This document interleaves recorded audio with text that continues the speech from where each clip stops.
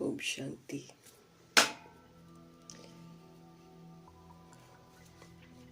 मीठे परमात्मा, हम आत्माओं को होमवर्क दे देकर अपना कर्तव्य तो पूरा करे जा रहे हैं। हमको अब फिक्र होनी चाहिए कि हम कितना होमवर्क को कंप्लीट कर रहे हैं। बाबा तो डिटैच हो जाएंगे और धर्मराज जी फिर हमको दिखाएंगे कि हमने क्या किया और क्या नहीं किया। तो होमवर्क को रिवाइज ज़रूर हमको करते रहना है ताकि हमको याद रहे कि भगवान जी ने क्या क्या बोला है सीजन की मुरली में। नया वर्ष शुरू होते ही बाबा ने हमको बोला है कि तुम्हारे में पुराना स्वभाव, पुराना संस्कार, पुरानी चलन नहीं होनी चाहिए। तुम्हारे अंदर कड़वाइस नहीं होनी चाहिए। तुम्हारे अंदर क्रोध और क्रोध का परिवार नहीं होना चाहिए। तुम्हारे अंदर रहम होना चाहिए। तुम्हारे अंदर दयालुता होनी चाहिए। और तुमको कोई भी चीज़ को देखकर रिएक्ट नहीं करना है, रिजेक्ट नहीं करना है। परवश है आत्मा, परवश आत्मा पर रहम करना है, दया करनी है, उसको सहयोग देना है अच्छाई का, ताकि वो अपनी बुराई से बाहर आ जाए। हमको स्व परिवर्तक बनना है, हमको प्रकृति का परिवर्तक बनना है, हमको विश्व का परिवर्तक बनना है। ढेर ढेर ढेर सारे होमवर्क प्रभु जी हम आत्माओं को दिए जा रहे हैं। हमको देखते रहना है कि क्या हम वो करके पोता मेल बाबा को दिए जा रहे हैं। पुराना दैहिक स्वभाव संस्कार, काम, क्रोध, लोभ, मोह, अहंकार और उनके बाल बच्चों के वशीभूत किया हुआ व्यवहार हम आत्माओं में नहीं होना चाहिए। दे अभिमान, दे भान हम में नहीं होना चाहिए। ये बाबा स्पष्ट कर रहे हैं पहली सीजन की मुरली में। तो ध्यान हम देंगे अपने ऊपर भी और बाबा का रोज का दिया हुआ होमवर्क भी करेंगे। हम आत्माओं को फिर से सुंदर अच्छा बनाने वाले सुंदर से सुंदर शिव पिता परमात्मा जी का तहे दिल से हम धन्यवाद करेंगे। और मीठे मीठे परम पिता परमात्मा जी की मीठी मीठी श्रीमत पर चलकर सुंदर बनने वाली आत्मा, व्यक्त ब्रह्मा, अव्यक्त ब्रह्मा, गुप्त बड़ी माँ, big brother, great great grandfather का रोल प्ले करने वाली आत्मा ब्रह्मा जी का तहे दिल से हम धन्यवाद करेंगे। और धन्यवाद करते हुए दोनों ज़बरदस्त लाइट्स को हाजिर नाजिर करते हुए हम मीठे मीठे बाबा के मीठे मीठे महावाक्यों की समझ हम उन्हीं से समझेंगे। और फिर उनसे समझकर ये समझ जो है पूरे वायुमंडल में फैले, तत्वों में फैले, प्रकृति में फैले। दिल से हम सब दुआ करेंगे। मीठे मीठे प्यारे प्यारे शिव पिता परमात्मा जी की जो समझ है ये सभी यूनिवर्स में मौजूद जितनी भी सोल्स हैं सब तक पहुँचे, है ना। उन आत्माओं तक सबसे पहले पहुँचे जो इस समय वृद्ध शरीरों में है, डिपेंडेंट है, 100 तरह की बातें सुनती हैं, गालियाँ भी सुनती हैं, मोहताज सी हो जाती हैं। ऐसी आत्माएं फिर से सशक्त बने, प्रभु जी का साथ लेकर हर आत्मा का बुद्धि का योग परमात्मा के साथ लगे, व्यर्थ से मुक्त हो जाए। यही हम दिल से दुआ करेंगे। उन आत्माओं के लिए हम प्रभु जी के महावाक्य समर्पित करेंगे जो हम आत्माओं के साथ नकारात्मकता से जुड़ी हुई है, जो हम आत्माओं के साथ व्यर्थ से जुड़ी हुई है और जो हम आत्माओं के साथ लौकिक में कनेक्टेड है। बाबा को नहीं समझती है लेकिन हमारे साथ लौकिक में कनेक्टेड है। तमाम आत्माओं तक मीठे मीठे बाबा की मीठी मीठी मुरली की समझ पहुंचे। दिल से हम सब दुआ करेंगे। उन आत्माओं तक प्रभु जी की समझ पहुंचे जो रोज शरीर छोड़ रहे हैं, एवरी डे, हर दिन हत्याएं, हर दिन किडनैपिंग, हर दिन सब कुछ हो रहा है। तो कितने न अस्त व्यस्त उनके मन होंगे। ऐसी रूहों तक मीठे मीठे बाबा की मीठी मीठी समझ पहुंचे, उन्हें दिलासा मिले कि उनका साथी शिव पिता परमात्मा है। ये दिल से हम सब दुआ करेंगे। उन आत्माओं तक प्रभु जी की समझ पहुंचे जो इस समय गर्भ जेल में प्रवेश कर चुके हैं। उन आत्माओं तक पहुंचे जो हॉस्पिटलों में पीड़ित हैं, जो घरों में पीड़ित अवस्था में हैं।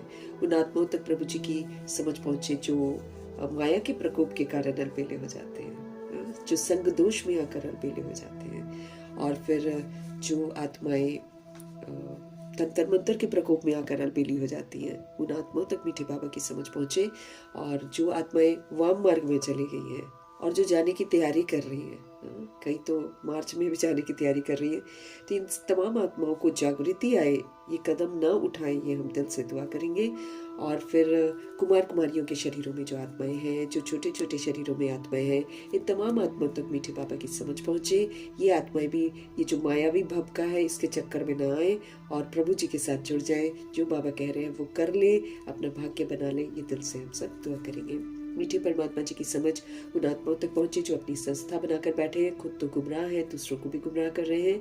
और फिर मीठे बाबा की जो समझ है वो भिन्न भिन्न सत्ताओं तक, भिन्न भिन्न वर्गों तक, भिन्न भिन्न जातियों और नाम रूप में जो बटी हुई आत्मा है, राज्यों के नाम पर बटी हुई आत्मा है, तमाम आत्माओं को प्रभु जी की समझ मिले, आत्माएं फिर से अपने स्वधर्म में लौटे। दिल से हम सब दुआ करेंगे। उन आत्माओं तक बाबा की समझ पहुंचे जो इस समय वैश्या और गणिकाएं बन गई हैं, दैहिक धंधे कर रही हैं, जो उनसे फिर दैहिक धंधे करवा रहे हैं, उन तक भी मीठे बाबा की समझ पहुंचे। और जो आत्माएं भूत प्रेत आत्मा बन गई हैं, भटक रही हैं रूहें, उन तमाम आत्माओं तक प्रभु जी की समझ पहुंचे। तंत्र मंत्र रिद्धि सिद्धि में उलझी हुई जितनी भी आत्माएं हैं जो मजे ले रही हैं अभी दूसरों को खराब कर करके, उन तमाम आत्माओं को सद्बुद्धि आए, सब वापस अपने स्वधर्म में लौटे। दिल से हम सब दुआ करेंगे। उन आत्माओं तक मीठे बाबा की समझ पहुंचे जो नशों में धुत है, तरह तरह के नशे करते हैं, सभी आत्माएं जो हैं उन नशों से बाहर आए और सबको ईश्वरीय नशा चढ़ जाए। दिल से हम सब दुआ करेंगे। और जो आत्माएं अंग तस्करियां कर रही हैं, किडनैपिंग कर रही हैं, ह्यूमन फ्लैश, एनिमल फ्लैश खा रही हैं और बेच रही हैं, इन तमाम आत्माओं को सद्बुद्धि आए, सभी आत्माएं अपने ओरिजिनल स्वधर्म में लौटे। आत्माएं ऐसी है नहीं है, लेकिन परवश होकर या जब ड्रामा में वो लोग आए तब उनको कैसे संस्कार मिले, उसके तहत आत्माएं इस समय गंदी हो गई हैं। तमाम आत्माओं में जागृति आए, फिर से सारी आत्माएं अपने स्वधर्म में वापस लौटे। हम सब दिल से दुआ करेंगे। इन्हीं दुआओं के साथ हम सब अपने लिए भी दुआ करेंगे कि जो मीठे परमात्मा हम आत्माओं को समझ देते हैं वो समझ बरकरार रहे हमारे अंदर। हम सारा दिन याद रखें बाबा ने क्या बोला, बाबा ने क्या बोला, और बाबा के साथ ही रहे हम और अपना होमवर्क पूरा करें। दिल से हम सब दुआ करें और सबको दुआएं देते जाएं कि सब जाग जाएं, सब जाग जाएं, सब में जागृति आ जाए, सब अपने बाबा को पहचान ले, है ना, सब अपने स्वधर्म में, सबको स्वधर्म आकर्षित करें। इन्हीं दुआओं के साथ हम सारा दिन स्वचिंतन, प्रभु चिंतन और ज्ञान चिंतन और शुभ चिंतन में हम अपना दिन बिताएं। इस बात का हम खास ध्यान रखेंगे और फिर बाबा से दुआएं भी ले लेंगे। इन्हीं दुआओं के साथ देखेंगे आज हमारे परमपिता परमात्मा हम आत्माओं को कैसे संपन्न और संपूर्ण बनने का तीव्र पुरुषार्थ करा रहे हैं। मीठे मीठे बाबा बोले, मीठे बच्चे तुम्हें याद में रहने का पुरुषार्थ जरूर करना है। फिर से हम आत्माओं को ध्यान खिंचवा रहे हैं कि याद हमारे लिए कितनी कितनी महत्वपूर्ण है। याद में रहने का पुरुषार्थ करना है, क्योंकि याद में रहेंगे तो वैरायटी संग दोष से बच जाएंगे, माया के दोष से बच जाएंगे, विकर्मों के दोष से बच जाएंगे, अन्न के दोष से बच जाएंगे। क्योंकि भगवान जी को याद करेंगे तो हम हमेशा कायदे से चलेंगे, हमेशा एक भी गलती होने नहीं देते भगवान जी, है ना। जैसे एक बार एक आत्मा ने बोला उससे दूध उबल गया, तो मम्मा ने पूछा कि ऐसे कैसे हो गया, तो कहती है कि हम बाबा की यादों में थे ना। मम्मा कहती बाबा की याद में रहोगे ना, काम एक भी गलत हो नहीं सकता है, दिमाग बुद्धि कहीं और है तब गलत होता है। भगवान जी की याद में रहे, हाँ, वो सुध बुध भले खो जाए भगवान जी में, लेकिन फिर भी ऐन मौके पर क्या गलत हो रहा है उस तरफ बाबा ध्यान खिंचवा देंगे। इसलिए तो बाबा बोलते तुम मुझे याद करो, मैं वो करूंगा जो तुमको चाहिए।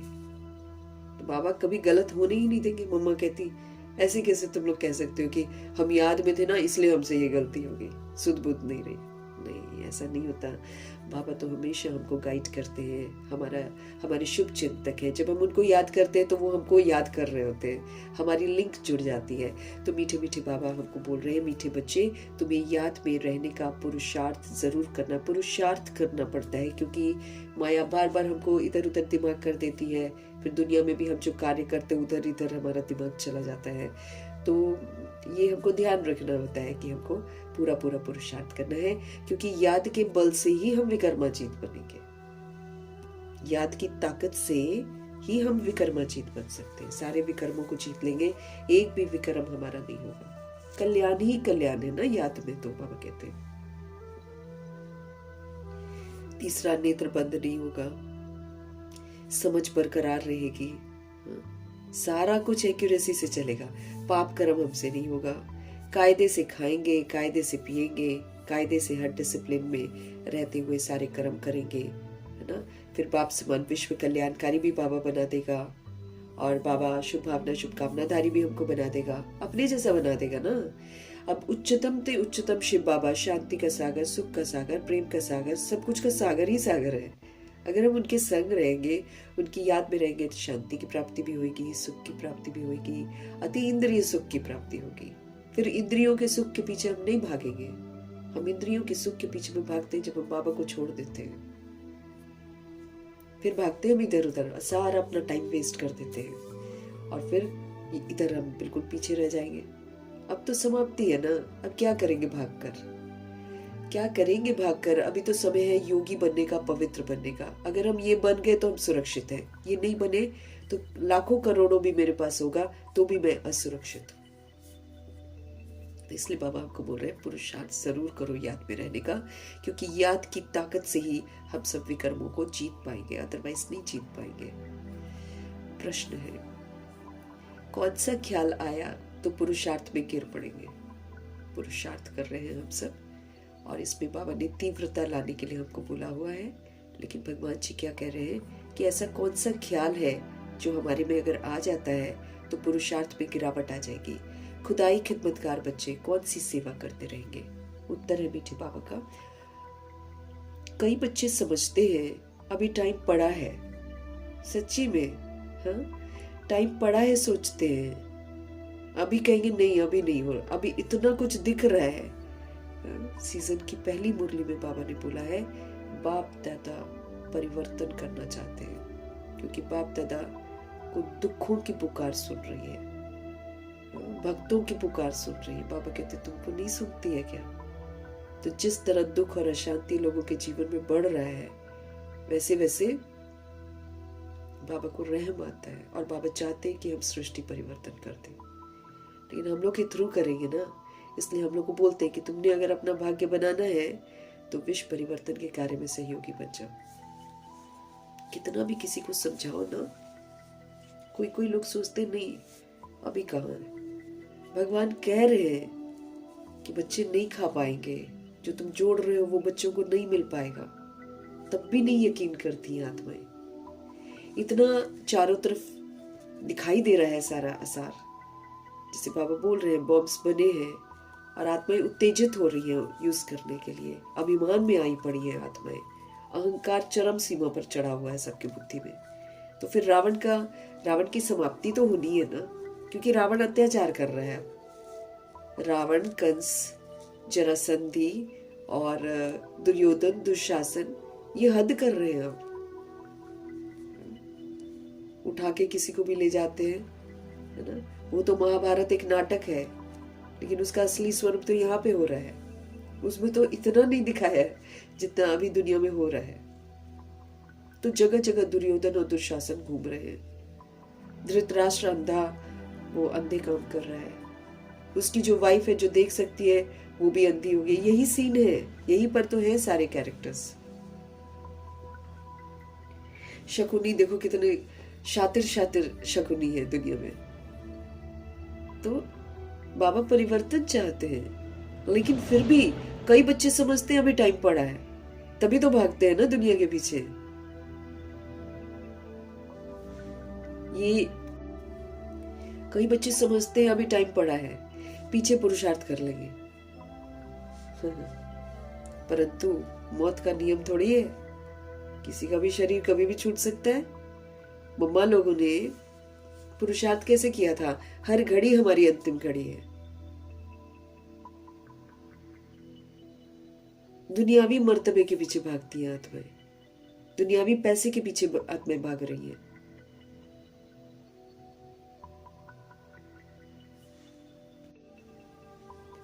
कई बच्चे समझते हैं अभी टाइम पड़ा है, पीछे पुरुषार्थ कर लेंगे, परंतु मौत का नियम थोड़ी। आजकल देखो छोटा शरीर में भी आत्मा खत्म, टीनेजर खत्म, यूथ खत्म, ऐसे खत्म हो रही है आत्माएं।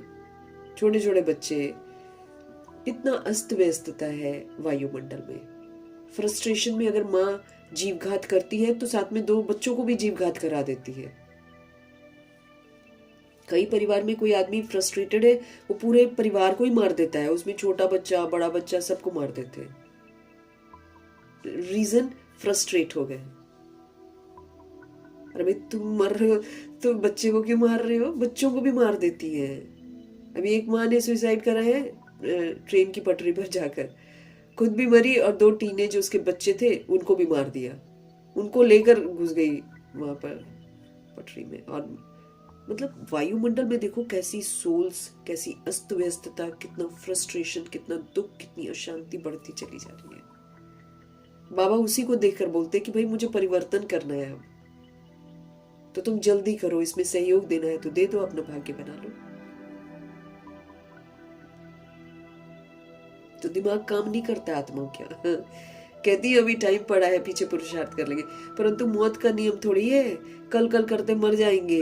इसलिए ऐसे मत समझो बहुत वर्ष पड़े हैं, पिछाड़ी में गैलप कर लेंगे। कई आत्माएं ये सोचती हैं कि अभी नहीं कर रहे ना, एंड में देखना हम एकदम आगे निकल जाएंगे, हम फटाफट कर लेंगे। नहीं कर पाएंगे, इतना अस्त व्यस्तता हो जाएगा चारों तरफ।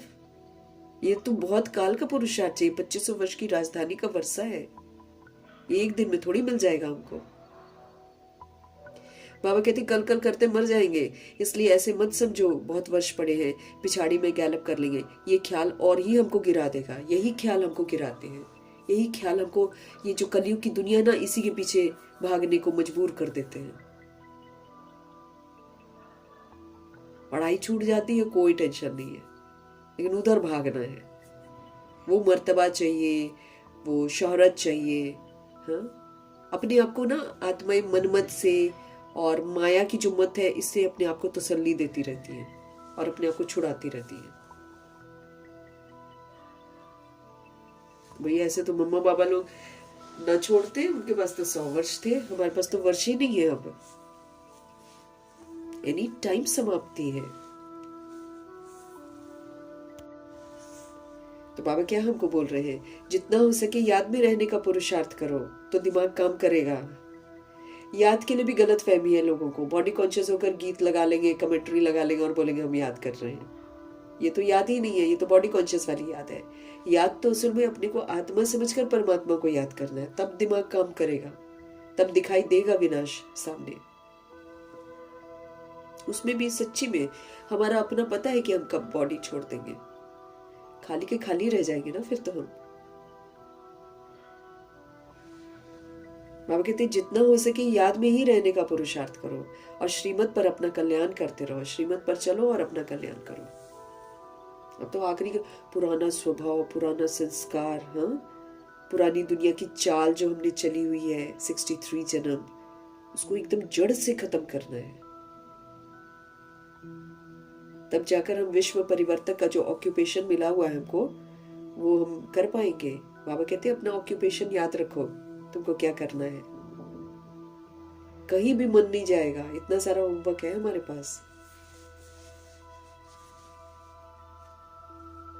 बाबा कहते हैं श्रीमत पर चलो, अपना कल्याण करो।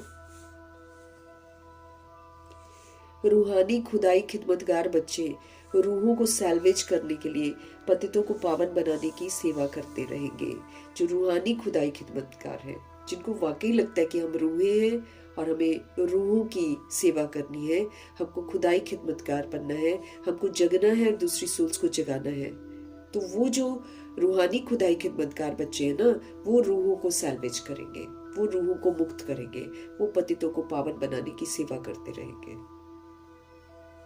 जो सच में अपने आप को रूह समझेगी ना, उसको सुप्रीम रूह से कनेक्शन हो जाएगा, फिर उसको दिखाई देगा कि हाँ भाई मुझे क्या क्या करना है। जैसे मम्मा बाबा खुदाई खिदमतगार थे, रूहों की सेवा करते थे, जगाते थे, उनको मुक्त करते थे। बंधनों से मुक्त करना है और नया बंधन में थोड़ी हमको घुसना है। हम अगर क्लोज करना चाहेंगे, जैसे कल हमने पढ़ा था मरजीवा बनना है ना, अगर हम बाबा के बने हैं मतलब पुराने से हम मर गए, फिर पुरानी चीजों को हम वैसे नहीं देखेंगे जैसे हम पहले देखा करते थे। ये हमारे को होमवर्क मिला हुआ है। लेकिन अगर हम फंसे ही पड़े हैं पुरानी चीजों में, तो हम तो मरजीवा भी नहीं बने हैं, फिर कौन बचाएगा हमको? क्योंकि जो सोल मरजीवा है वही भगवान की छत्र छाया में है, बाकी सारे बाहर है। उनको विनाश का सेक लगना ही लगना है, कष्ट होना ही होना है उनको। तो हम सब कौन है? हम रूहानी खुदाई खिदमतगार हैं, हम ऑन गॉडली सर्विस पर हैं। रूहों को सैल्वेज करना है, रूहों को मुक्त करना है बंधनों से, पतितों को पावन बनाने की सेवा करनी है। तो कौन करेगा? जो रूहानी खुदाई खिदमतगार होगा, जो समझता होगा कि हर घड़ी अंतिम घड़ी है, जो समझता होगा कि यही तो टाइम है पुरुषार्थ करने का। क्योंकि हम भूल गए, हमारी वजह से दूसरे भूल गए। अब हमको जगना है और दूसरों को जगाना है, अपना होमवर्क है ना। तो कितना बड़ा होमवर्क है ये। जागृति भी तो कितनी गजब की चाहिए, सतोगुणी जागृति और सत्यों की जागृति। चाहे कोई कुछ भी करे, भगवान कहते हैं कोई व्यक्ति कुछ भी करे, आपको कितना भी नाराज करे, आपका कितना भी बुरा करे, आप नेगेटिव को पॉजिटिव दो, पॉजिटिव करो। तो जब तक हम इसका अभ्यास नहीं करेंगे, हम कैसे पॉजिटिव करेंगे? फिर बाबा ने बोला रिएक्ट नहीं, रिजेक्ट नहीं और क्वेश्चन करेक्शन नहीं, किसी की बात को एब्जॉर्ब नहीं करना है, ट्रांसफॉर्म करो। परिवर्तन शक्ति को यूज करो, दृढ़ता की शक्ति को यूज करो, दैवी गुण धारण करो। इसमें अगर हम बाहर भाग दौड़ करेंगे तो हम कर पाएंगे क्या? कुछ नहीं कर पाएंगे, हम दौड़ते ही रह जाएंगे। गीत है ओम नमः शिवाय, ओम शांति। ये तो बच्चों को समझाया गया है, निराकार बाप साकार बगैर कोई भी कर्म नहीं कर सकते। अगर करेंगे भी तो हमको समझ में ही नहीं आएगा। निराकार परमपिता परमात्मा साकार बॉडी का आधार लेते ही लेते हैं, उसके बिना वो हमारे से बात कैसे करे? हमको समझ में ही नहीं आएगी उनकी बातें। अगर वो दूर से प्रेरणा देंगे, हम नहीं कैच कर सकेंगे, क्योंकि हम पतित बन जाते हैं, बुद्धि का ताला हमारा बंद हो जाता है। इसलिए उनको साकार बॉडी तो लेनी पड़ती है, लेकिन वो अपने लिए नहीं लेते हैं, क्योंकि अपने लिए लेंगे तो फिर वही पतित बनना पड़ेगा। इसलिए वो ये कार्य नहीं करते। उनको ऐसा कोई आकर्षण नहीं है कि हम आत्माओं की तरह वो बॉडी लें और फिर पुनर्जन्म में आकर पाठ बजाएं। उनको शौक नहीं है, इसलिए वो अनटच्ड रहते हैं यहाँ के विकारों से। परंतु कैसे वो हमको समझाएं? इसलिए वो साकार बॉडी जरूर लेते हैं, लेकिन उसकी लेते हैं जो सबसे पहले सतो प्रधान था और जिनके अंदर में भक्ति पूरी हो गई थी और वैराग आ गया था, जो सच्चाई को जानना चाहते थे, जो बुराइयों को छोड़ना चाहते थे, उनको यूज करते हैं भगवान। उनकी भक्ति पूरी हो जाती है तो उनको भक्ति का फल समझ देते हैं। फिर वो सोल भी बाबा का कहना मानकर मरजीवा बन जाती है। फिर जब वो मरजीवा बनती है तब बाबा उनको यूज करते हैं, फिर उनके थ्रू उनको पढ़ाते हैं। तो ये तो बच्चों को समझाया गया है, निराकार बाप साकार बगैर तो कोई भी कर्म नहीं कर सकते हैं, पाठ बजा ही नहीं सकते हैं। रूहानी बाप आकर ब्रह्मा के द्वारा रूहानी बच्चों को समझाते हैं। रूहों के पिता हैं, इसीलिए वो रूहानी बाप हैं। वो ब्रह्मा के द्वारा रूहानी बच्चों को, जो अपने को रूह समझती है, उनको समझाते हैं।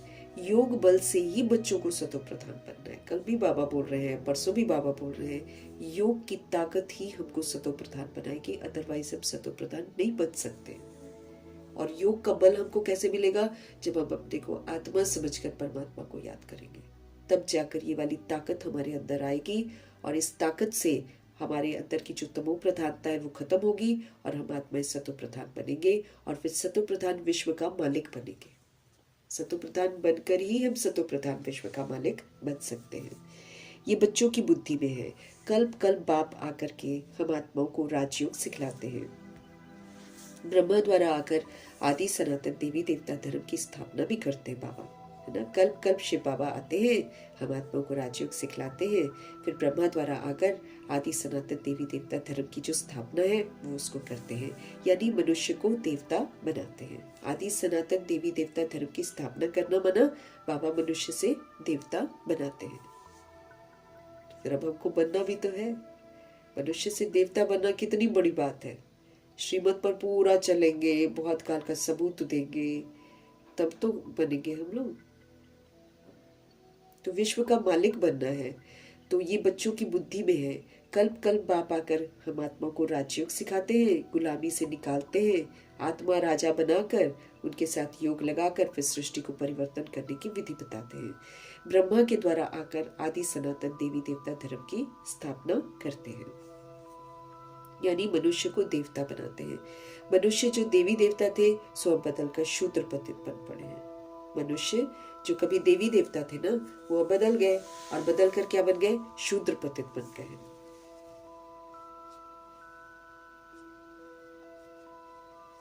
भारत जब पारसपुरी था तो वहां पर पवित्रता थी, वहां पर सुख था, वहां पर शांति थी। ये 5000 वर्ष की बात है।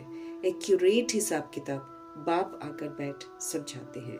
उनसे ऊंच तो कोई भी नहीं है, शिव बाबा से ऊंचा कोई भी नहीं है। इसलिए हमारा बुद्धि का योग परमात्मा से लगना चाहिए, तब हम ऊंचे से ऊंचे धाम में जा सकते हैं इज्जत के साथ, और फिर उनके द्वारा स्थापित सुंदर दुनिया में जाने का पासपोर्ट प्राप्त कर सकते हैं। लायक बनेंगे तभी तो जा सकते हैं, नहीं तो नहीं जा सकते हैं। और अगर नहीं जाएंगे तो सजाएं बहुत है। पाप भी भस्म करने हैं ना हमको आत्म अभिमानी बनना है। चलते फिरते हम खुद को आत्मा समझे और सबको रूह की तरह देखें, बहुत गहरा पुरुषार्थ है। जब तक हम अंतर्मुखी नहीं बनेंगे हम ये वाला पुरुषार्थ नहीं कर सकते हैं। बाह्य मुक्ता में तो फिर हम बॉडी कॉन्शियस बन जाते हैं। मनुष्य जो देवी देवता थे सो अब बदल कर क्या बन गए? शूद्र बन गए, पतित बन पड़े हैं। भारत जब पारसपुरी था तो प्योरिटी भी थी, सुख भी था, शांति भी थी। ये 5000 वर्ष की बात है। एक्यूरेट हिसाब किताब बाप बैठकर समझाते हैं। उनसे ऊंच तो कोई है नहीं। सृष्टि व झाड़ जिसको कल्प वृक्ष कहते हैं, उसके आदि मध्य अंत का राज बाप ही बता सकते हैं, क्योंकि वो ड्रामा में आते नहीं है, इसलिए उनको याद रहता है। हम सभी आत्माएं ड्रामा में आते हैं, पुनर्जन्म लेते, एक शरीर छोड़ते, दूसरा शरीर लेते। इससे हमारी रिमेम्बरेंस पावर तो खत्म ही हो जाती है। हम तो पिछले जन्म का कुछ याद नहीं है हमको, है ना। इस जन्म में आए हैं, कुछ याद है कि हम पिछले जन्म में कहाँ थे, कौन सा शरीर मैंने लिया था, कहाँ से मैं छोड़कर आई हूँ, किस परिवार में थी, कुछ भी हमको सब इरेज हो गया, पुराना खत्म। किसी किसी का होता है कि बहुत दहशत वाली मौत होती है तो उनको याद रहता है, बाकी तो नॉर्मल है, हम लेते हैं पुराना भूल जाते हैं। जब नए में घुस जाते हैं थोड़ा समय याद भी रहता है अगर गर्भ जल में, फिर उसके बाद हम भूल जाते हैं। भगवान जी इस पार्ट में नहीं आते हैं, इसलिए वो हमको एग्जैक्टली बता सकते हैं कि सृष्टि कैसे शुरू हुई थी, फिर मध्य में क्या हुआ था और फिर अंत का राज बाबा ही बता सकते हैं हमको। भारत का जो देवी देवता धर्म था वो अब प्राय लोप है। देवी देवता धर्म था भारत में, वो अब प्राय लोप है। मतलब वो धर्म नहीं है, लेकिन उसके यादगार जरूर बने हुए हैं। मूर्तियां बनी हुई हैं देवी देवताओं की, मंदिर बने हुए हैं, यादगार जरूर है, लेकिन वो एक्चुअल में जो देवता धर्म था, जो चैतन्य में आत्माएं रहती थी, वो नहीं है अब, इसलिए उसको प्राय लोप बोलते हैं। देवी देवता धर्म तो अभी रहा नहीं है। देवताओं के चित्र जरूर हैं, ये तो भारतवासी जानते हैं। सतयुग में लक्ष्मी नारायण का राज्य था। हम सभी आत्माएं जानते हैं कि अब बाबा से जानते हैं कि भारत जो था यहाँ पर लक्ष्मी नारायण का राज्य था। बल शास्त्रों में ये भूल कर दी है, जो श्री कृष्ण को कहाँ ले गए हैं? द्वापर में ले गए, जबकि वो सतो प्रधान प्रिंस है, वो तो पहला प्रिंस है, लेकिन उनको कहाँ ले गए हैं? द्वापर युग में, जब विकार शुरू हो गए थे। अब वहां श्री कृष्ण की आत्मा जरूर है, लेकिन वो श्री कृष्ण का रूप नहीं है। तो बाबा कहते हैं भल शास्त्रों में ये भूल कर दी है, जो श्री कृष्ण को द्वापर में ले गए हैं। बाप ही आकर भूले हुए को पूरा रास्ता बताते हैं। हम सभी भूल भुलैया के खेल में चले जाते हैं, बाबा आकर फिर हमको सच्चा रास्ता बताते हैं। रास्ता बतलाने वाला आता है तो सभी आत्माएं फिर मुक्ति धाम में चली जाती हैं। जब रास्ता बतलाने वाले शिव पिता परमात्मा आते हैं तो वो सभी आत्माओं को कहाँ लेकर जाते हैं? मुक्ति धाम में। इसलिए उनको कहा जाता है सभी का सदगति दाता। शिव पिता परमात्मा सबके सदगति दाता है।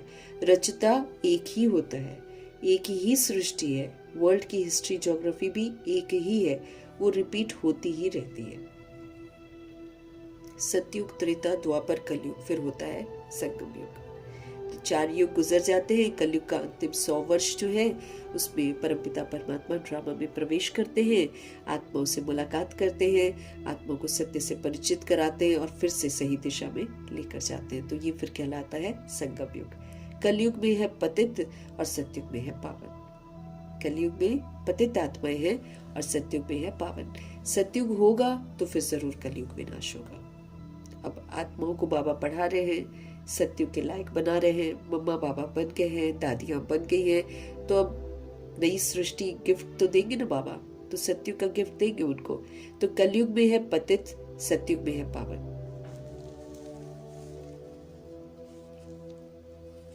तो बाबा कहते हैं हिस्ट्री ज्योग्राफी, वर्ल्ड की हिस्ट्री ज्योग्राफी एक ही है, वो तो रिपीट होती रहती है। सतयुग, त्रेता, द्वापर, कलयुग, फिर होता है संगम युग। कलयुग में पतित लोग होते हैं और सतयुग में पावन लोग होते हैं। सतयुग होगा तो जरूर कलयुग विनाश हो जाएगा। तो विनाश से पहले बाबा कहते हैं स्थापना हो जाती है। यही पर तय हो जाता है कौन जाएगा, कौन नहीं जाएगा, कौन रॉयल घराने में जाएगा, कौन प्रजा बनेगा, कौन साहूकार बनेगा, कौन दास। सारी स्थापना अभी हो जाती है, फिक्स हो जाता है सबका। जो भी पाठ होता है उसके अनुसार सारी फिक्सिंग हो जाती है। तो विनाश के पहले ही बाबा क्या करते हैं, स्थापना कर देते हैं। सतयुग में तो स्थापना थोड़ी होगी कि हाँ कलयुग खत्म हो जाएगा फिर सतयुग में स्थापना होगी, नहीं।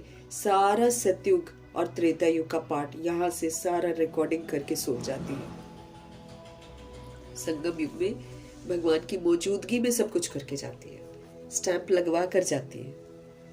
वहां जाकर नहीं हम लोग कुछ करेंगे, जो करेंगे हम यहीं पर करेंगे और यही समय है करने का। जिसने कर लिया वो खुश रहेगा एंड में, जिसने नहीं करा वो फिर पश्चाताप के आंसू बहाएगा। सतयुग में तो स्थापना नहीं होगी, भगवान आएगा ही तब जब पतित दुनिया है। जब सोल्स पतित हो जाती है तब भगवान जी आते हैं, तभी उनका नाम पतित पावन है। सतयुग तो है पावन दुनिया, सतयुग तो है ही पावन दुनिया। पतित दुनिया को पावन दुनिया बनाने भगवान को आना पड़ता है, शिव पिता परमात्मा को आना ही पड़ता है। अब बाप सहज से सहज युक्ति हम आत्मा को बताते हैं। देह के सब संबंध छोड़कर बाबा कहते हैं अब देही अभिमानी बन जाओ और फिर बाप को याद करो, क्योंकि जब तक हम देही अभिमानी बनते नहीं है हम बाबा को याद नहीं कर पाते हैं।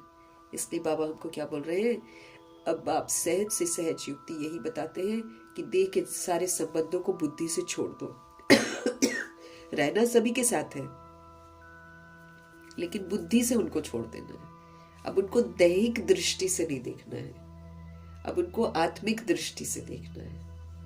उनकी भ्रिकुटी में जो विराजमान आत्मा है उसको देखना है और वो भगवान की अमानत है, इस रूप में देखना है। ऐसे प्रैक्टिस कर करके हम देही अभिमानी बनेंगे। तो बाबा हमको बोल रहे हैं देह के सब संबंध छोड़ने का मतलब ही ये है कि अब उनको दैहिक दृष्टि से नहीं देखना है। अब ये थोड़ी है कि छोड़कर कहीं चले जाएंगे, नहीं, रहेंगे हम वहीं पर, लेकिन हमारी दृष्टि स्मृति, सबसे पहले हमारी स्मृति पवित्र हो जाए।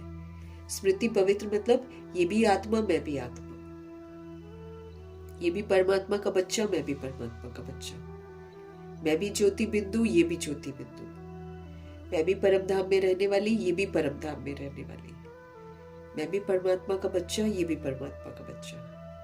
लेकिन बॉडी लेकर हम ये ऐसे ऐसे बन गए हैं और बैड पार्ट बजा रहे हैं। अब हमको अच्छा, अब मेरे को अपनी स्मृति से फिर अपनी दृष्टि को चेंज करना है, वृत्ति को चेंज करना है। जब ये चेंज हो जाएगी तभी तो मेरी कृति चेंज होगी, क्योंकि अगर मैं दैहिक रिश्ते के रूप में देखूंगी तो मेरी कृति चेंज नहीं होती है ना।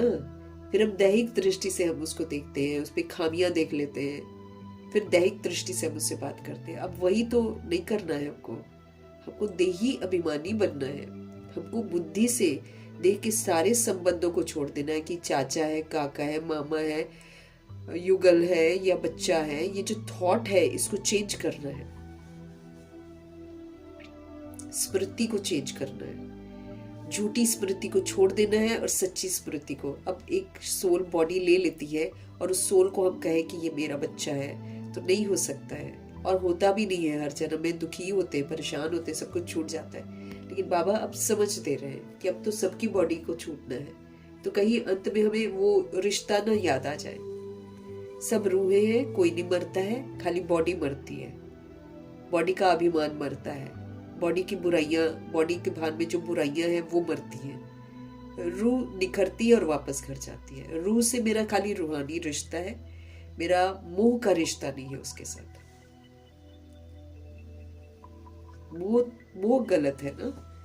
मोह में हम झूठी चीज के साथ लगाव रखते हैं और फिर उस पर अधिकार जमाते हैं। ये गड़बड़ी हम करते हैं, है ना। तो देह के सब संबंध छोड़कर देही अभिमानी बनकर हमको बाप को याद करना है। कोई एक तो पतित पावन है ना। भक्तों को फल देने वाला एक ही भगवान है। भक्तों को ज्ञान देते हैं। पतित दुनिया में ज्ञान सागर ही आते हैं, वही आकर ठीक कर सकते हैं और कोई नहीं ठीक कर सकता आपको। पतित दुनिया में ज्ञान सागर ही आते हैं। किस लिए आते हैं? हम आत्माओं को पावन बनाने के लिए आते हैं। तो फिर हमको पावन तो बनना पड़ेगा ना। जब भगवान हमारे लिए आए हैं तो हम नहीं पावन बनेंगे तो फिर कौन बनेगा? हम ही को बनना पड़ेगा ना। तो बाबा कहते हैं कि कोई एक तो पतित पावन है ना, नहीं तो सारे के सारे हम लोग पतित बन जाते हैं। करोड़ों आत्माएं पतित बन जाती है। तो कोई तो एक होगा ना पतित पावन, जो कि पतितों को पावन बनाएगा। तो बाबा कहते हैं भक्तों को फल देने वाला एक ही भगवान है। अब हम आधा कल भक्ति करते हैं, है ना। हम ये मांगते हैं, हम वो मांगते हैं, सुख मांगते हैं, शांति मांगते हैं, हमको मिलता नहीं है। क्यों? क्योंकि हम स्थूल चीजों के पीछे भागते हैं, इंद्रियों के सुख के पीछे भागते हैं। वो तो कर्मों के अनुसार मिलता है। लेकिन जो असल में आत्मा स्थूल में ढूंढती है, वो जो चाहना है उसकी, वो भगवान जी संगम युग में पूरी करते हैं। जब आत्मा का मन में वैराग आ जाता है ना स्थूल चीजों से, वो फिर कुछ और ढूंढती है। जब उसकी भक्ति पूरी होती है तब बाबा आते हैं, तब ज्ञान मिलता है, तब बुद्धि का ताला खुलता है, तब दरबार सबका खुलता है। देखो, सबका एक साथ नहीं खुलता है।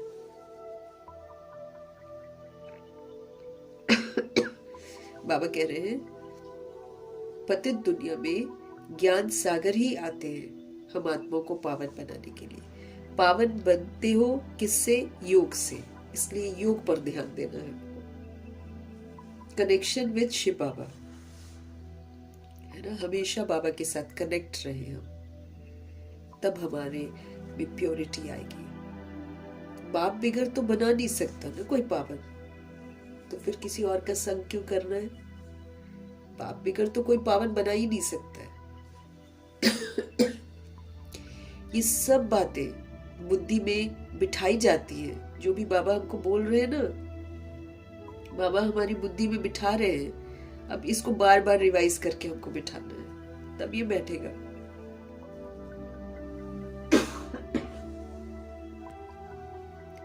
औरों को समझाने के लिए हमको पहले खुद भी समझना है और फिर हमें औरों को भी समझाने के निमित्त जरूर बनना है। तो बुद्धि में बाबा बिठाते हैं औरों को समझाने के लिए, घर घर में संदेश देना है। ऐसे नहीं कहना है कि भगवान आया है। कहेंगे जाइए अपने घर, है ना, बड़े आए, आप ही के पास भगवान आता है क्या?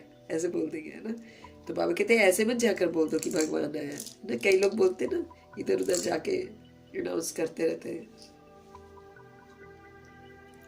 इसलिए बाबा हमको करेक्ट कर रहे हैं कि ऐसे नहीं कहना कि भगवान आया है। बड़ा युक्ति से समझाना होता है। बोलो वो बाप है ना हमारा, वो बाप है। एक है शरीर का बाप और दूसरा है आत्मा का बाप। तो हम तो आत्मा है ना, हमारा पारलौकिक बाप है। दुख के समय पारलौकिक बाप को ही तो याद करते हैं, उस समय शरीर के बाप को क्यों नहीं याद करते? जब हमें दुख तकलीफें होती है तो हमारे पास शरीर का बाप भी तो होता है। उनको याद करने से हमारा दुख दूर होता है क्या? नहीं, उल्टा वो भी बोलते हैं हमको, भगवान को याद कर, भगवान को याद कर, भगवान ठीक कर देगा।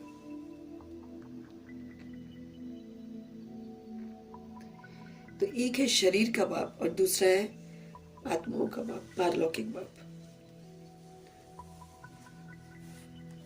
दुख के समय सब पारलौकिक बाप को ही याद करते, भगवान ठीक कर दो। जानते नहीं है लेकिन भगवान को ही याद करते, भगवान हमको ठीक कर दो। तो बाबा कहते हैं दुख के समय में पारलौकिक बाप को ही तो याद करते हैं, सुखधाम में कोई भी याद नहीं करते।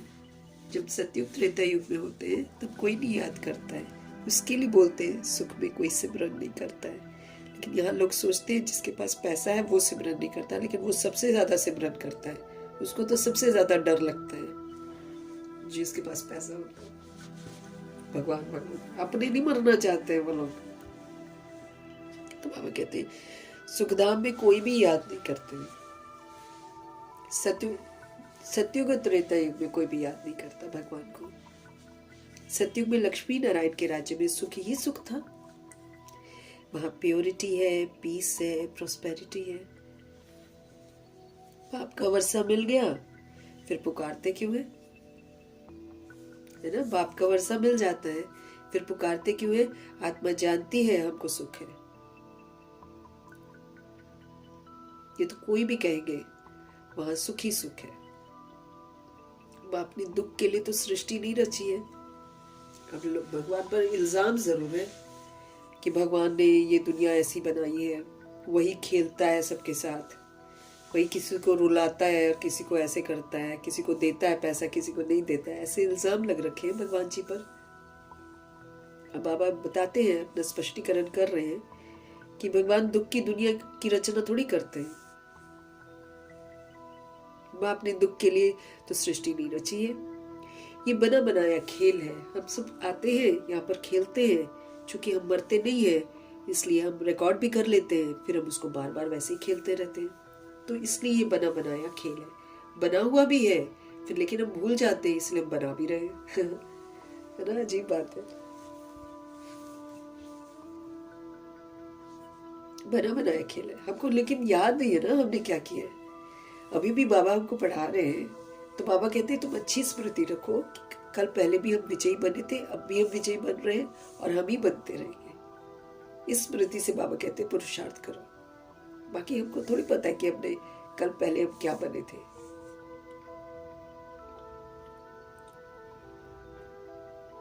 तो बाप ने दुख के लिए तो सृष्टि नहीं रची है ना। ये बना बनाया खेल है। जिनका पाठ पिछाड़ी में ना 2-4 जन्म लेते हैं वो तो जरूर बाकी समय शांति में ही रहेंगे। अब कोई सोल ऊपर से नीचे उतरती है ना, अभी उतरती है अगर, तो बाकी का समय वो कहाँ रही? शांति धाम में रही है ना। तो जो 2-4 जन्म लेते हैं तो वो जरूर बाकी समय शांति में ही रहे होंगे। बाकी ड्रामा के खेल से ही निकल जाए ये हो नहीं सकता। सब है मौजूद। कई किसी किसी का तो ऐसा है कि आज आएगा, नीचे जन्म लेगा और विनाश हो जाएगा। कोई एक जन्म जिएगा, ऐसा भी होता है, लेकिन आते सब है इसमें ड्रामा में।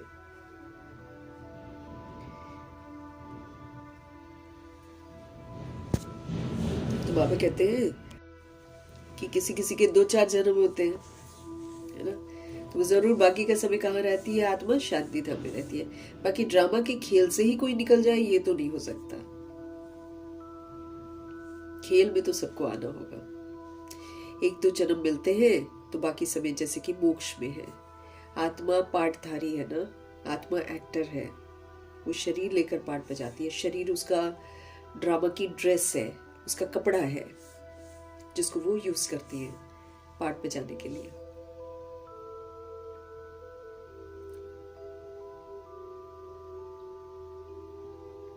आत्मा पाठधारी है ना।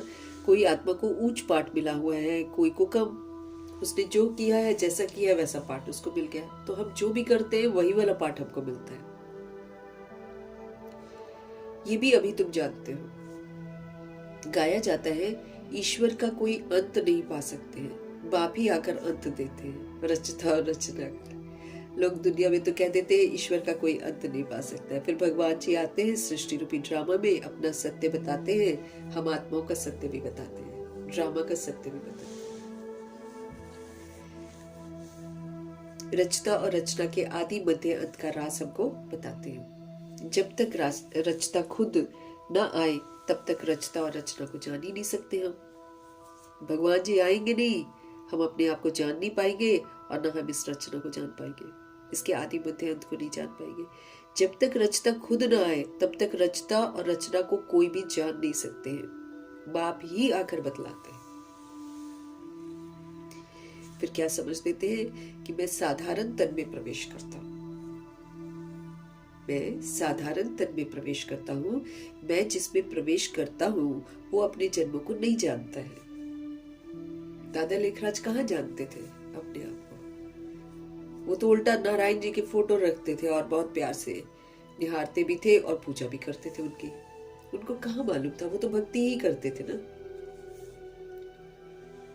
कहाँ देवता, कहाँ फिर दादा लेखराज, साधारण हो गए ना।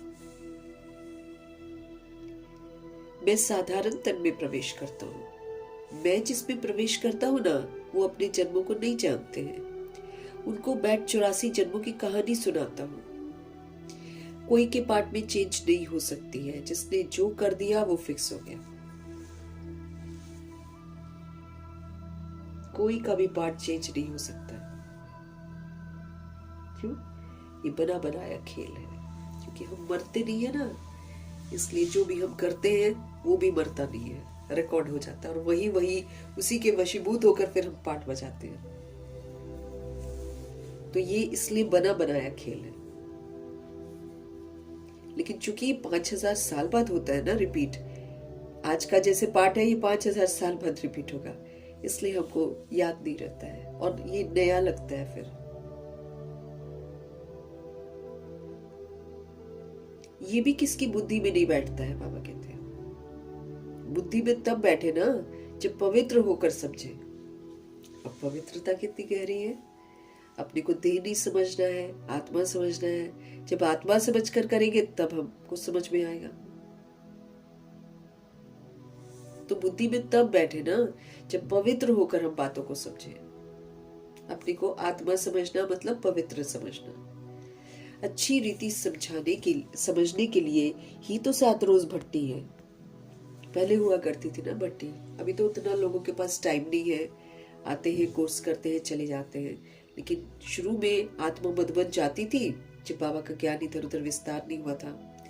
तो 7 दिन वही रहते थे वो लोग, बाहर से बिल्कुल कट ऑफ। कोई पत्र नहीं लिखना। उन दिनों तो फोन भी नहीं हुआ करते थे, आज की तरह थोड़ी था मोबाइल फोन। तो बाहर की जिंदगी से कट होते थे। फिर 7 रोज भट्टी में रहते थे, वहीं पर उनको सत्य समझाया जाता था। भागवत आदि भी 7 दिन ही रखते हैं दुनिया में। भागवत की कथा रखेंगे ना 7 दिन रखते हैं। देखो कैसे बना हुआ है। तो 7 दिन में भगवान का परिचय, आत्मा का परिचय आत्मा को मिलता है। यहाँ भी समझ में आता है कम से कम 7 दिन के सिवाय कोई समझ ना सके। जो कोर्स है, जो शुरू का इंट्रोडक्टरी कोर्स जो है, वो तो फिर 7 दिन तो बाबा कहते लगता ही है। कम से कम कई लोग उससे भी ज्यादा बढ़ाते हैं क्योंकि उनके बड़े सारे प्रश्न होते हैं। तो कम से कम 7 दिन के सिवाय तो कोई समझ नहीं सकेंगे। कोई तो अच्छा समझ लेते हैं, कोई तो 7 रोज समझ कर भी कुछ नहीं समझते। डिपेंड करता है ना बुद्धि का ताला कितना खुला कितना नहीं खुला। तो बाबा कहते कुछ तो समझ जाते हैं, अच्छा समझ लेते हैं। और कोई तो 7 रोज समझ कर जाएंगे तो भी कुछ नहीं समझते, बुद्धि में बैठता ही नहीं है। कह देते हैं हम तो 7 रोज आए, हमारी बुद्धि में कुछ बैठता नहीं है। कुछ लोग बोल देते होंगे, है ना। ऊंच मर्तबा पाना नहीं होगा तो बुद्धि में बैठेगा ही नहीं। बाबा कहते जिसने ऊंच मर्तबा नहीं पाना होगा ना, उसकी बुद्धि में भगवान का सत्य बैठेगा ही नहीं। कहेंगे हमारी बुद्धि में तो कुछ बैठता ही नहीं है। तो बाबा फिर क्या बोलते हैं कि जिसने ऊंच मर्तबा पाना नहीं होगा ना, उनकी बुद्धि में बैठेगा भी नहीं। अच्छा, फिर भी उनका कल्याण तो हुआ ना, कम से कम कुछ तो गया ना बुद्धि में, मतलब कुछ सुना तो है ना। तो बाबा कहते प्रजा तो ऐसे ही बनती है, बाकी राज्य भाग्य लेना उसमें तो गुप्त मेहनत करनी पड़ती है। बाप को याद करने से ही हमारे पाप कर्म जो है वो विनाश होंगे। जो हमने 63 जन्म किए हैं, भले हमने अज्ञानता में किए हैं, लेकिन ड्रामा की नजरों में तो वो पाप ही है। इसलिए ड्रामा बख्शता नहीं है, लेकिन बाबा रहम दिल है, जानते कि इन्होंने अनजाने में किया है। इसलिए फिर हमको विधि बताते कि तुम अगर मुझे याद करोगे ना तो तुम्हारे भी कर्म विनाश हो जाएंगे। क्योंकि फिर जब हम याद करेंगे हम गलत कर्म नहीं करेंगे, हम पुण्य कर्म करेंगे। पुण्य कर्म श्रेष्ठ कर्म करते रहेंगे, हमारे भी कर्म विनाश होते रहेंगे। उस दिन पढ़ा था ना कि श्रेष्ठ कर्मों का खाता विकर्मों के खाते को खत्म कर देता है। अब अगर हम श्रेष्ठ कर्म करते हैं तो हमने जो विक्रम करे हुए हैं वो विनाश होते जाएंगे। याद में रहकर करने बस कर्म। बाबा कहते हैं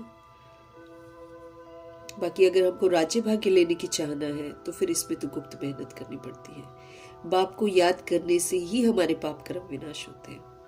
अब करो न करो, परंतु बाप का डायरेक्शन तो यही है ना। अब करना नहीं करना ये फिर आत्माओं के अपने ऊपर है।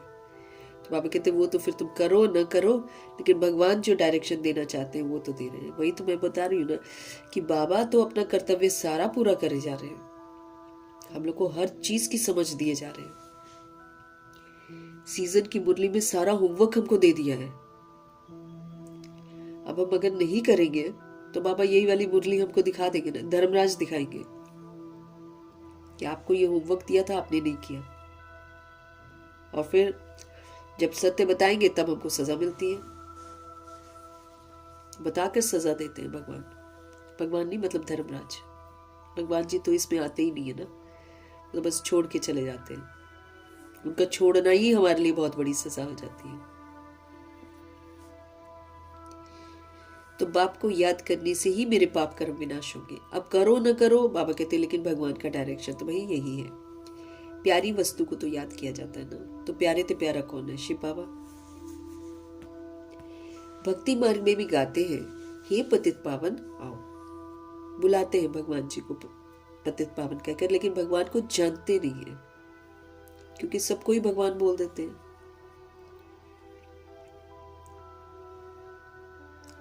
भक्ति मार्ग में भी गाते हैं, हे पतित पावन आओ। अब वो मिला है, कहते हैं मुझे याद करो तो कट उतर जाएगी। बाबा कहते हैं अब तो मुझे याद करो, तो मुझे याद करोगे ना तो तुम्हारी कट उतर जाएगी। बादशाही सहज थोड़ी मिल सकती है। यहाँ तो द्वापर युग और कलयुग की कट है चढ़ी हुई हमारे ऊपर, उल्टे कर्मों की। तो बाबा कहते हैं कट उतरेगी ना, बादशाही सहज थोड़ी मिल सकती है हमको। अगर हम चाहेंगे बादशाही मिल जाए हमको सतयुग की, तो ऐसी थोड़ी मिल जाती है बैठे बिठाए। हम करें अपनी मनमानियां और हमको मिल जाए बादशाही, ऐसे तो नहीं होता। कुछ तो मेहनत करनी पड़ेगी। याद में ही तो मेहनत है। मुख्य है ही क्या? याद की यात्रा। बहुत याद करने वाले कर्मातीत अवस्था को पा लेते हैं। जो बहुत याद करते हैं शिव बाबा को, वो फिर सारे कर्म के बंधनों से मुक्त हो जाते हैं। उनकी फिर अवस्था कैसी हो जाती है? कर्मातीत हो जाती है, सब कर्मों से अतीत, बंधनों से अतीत। पूरा याद न करने से हमारे पाप कर्म जो हमने किए वो विनाश नहीं होंगे। पूरा याद करना है बाबा को। योग के बल से ही हम विकर्माजीत बन सकते हैं। योग की ताकत ये हमको विकर्माजीत बनाएगी। आगे भी योग बल से ही विकर्मों को हमने जीता है। याद दिला रहे हैं बाबा। कल पहले भी योग के बल से ही विकर्मों को हमने जीता है। लक्ष्मी नारायण इतने पवित्र कैसे बने, जबकि कलयुग अंत में तो कोई भी पवित्र नहीं है ना। लक्ष्मी नारायण इतने पवित्र कैसे बने हैं, जबकि कलयुग अंत में कोई भी पवित्र नहीं है। इससे तो साफ है ना, ये गीता का ज्ञान का एपिसोड फिर से रिपीट हो रहा है। गीता के 18 अध्याय सुनाते हैं बाबा। 18वां अध्याय क्या है? नष्ट मोह स्मृति स्वरूप। और देखो बाबा ने 2018 में समाप्त करवा दिया। उसके पहले 18वां अध्याय शुरू हो गया था। बाबा भी तो 18 अध्याय सुनाते हैं ना मुरली।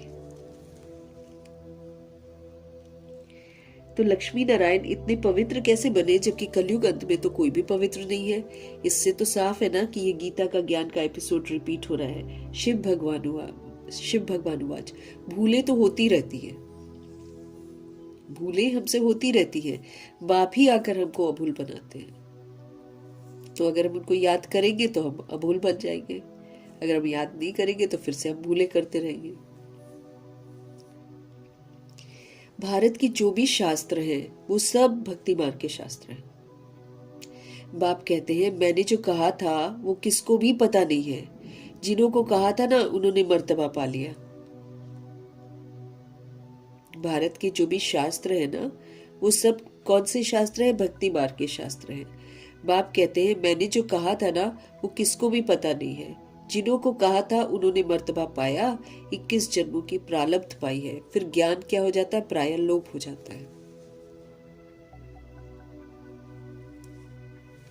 तुम ही चक्र लगा कर आए हो,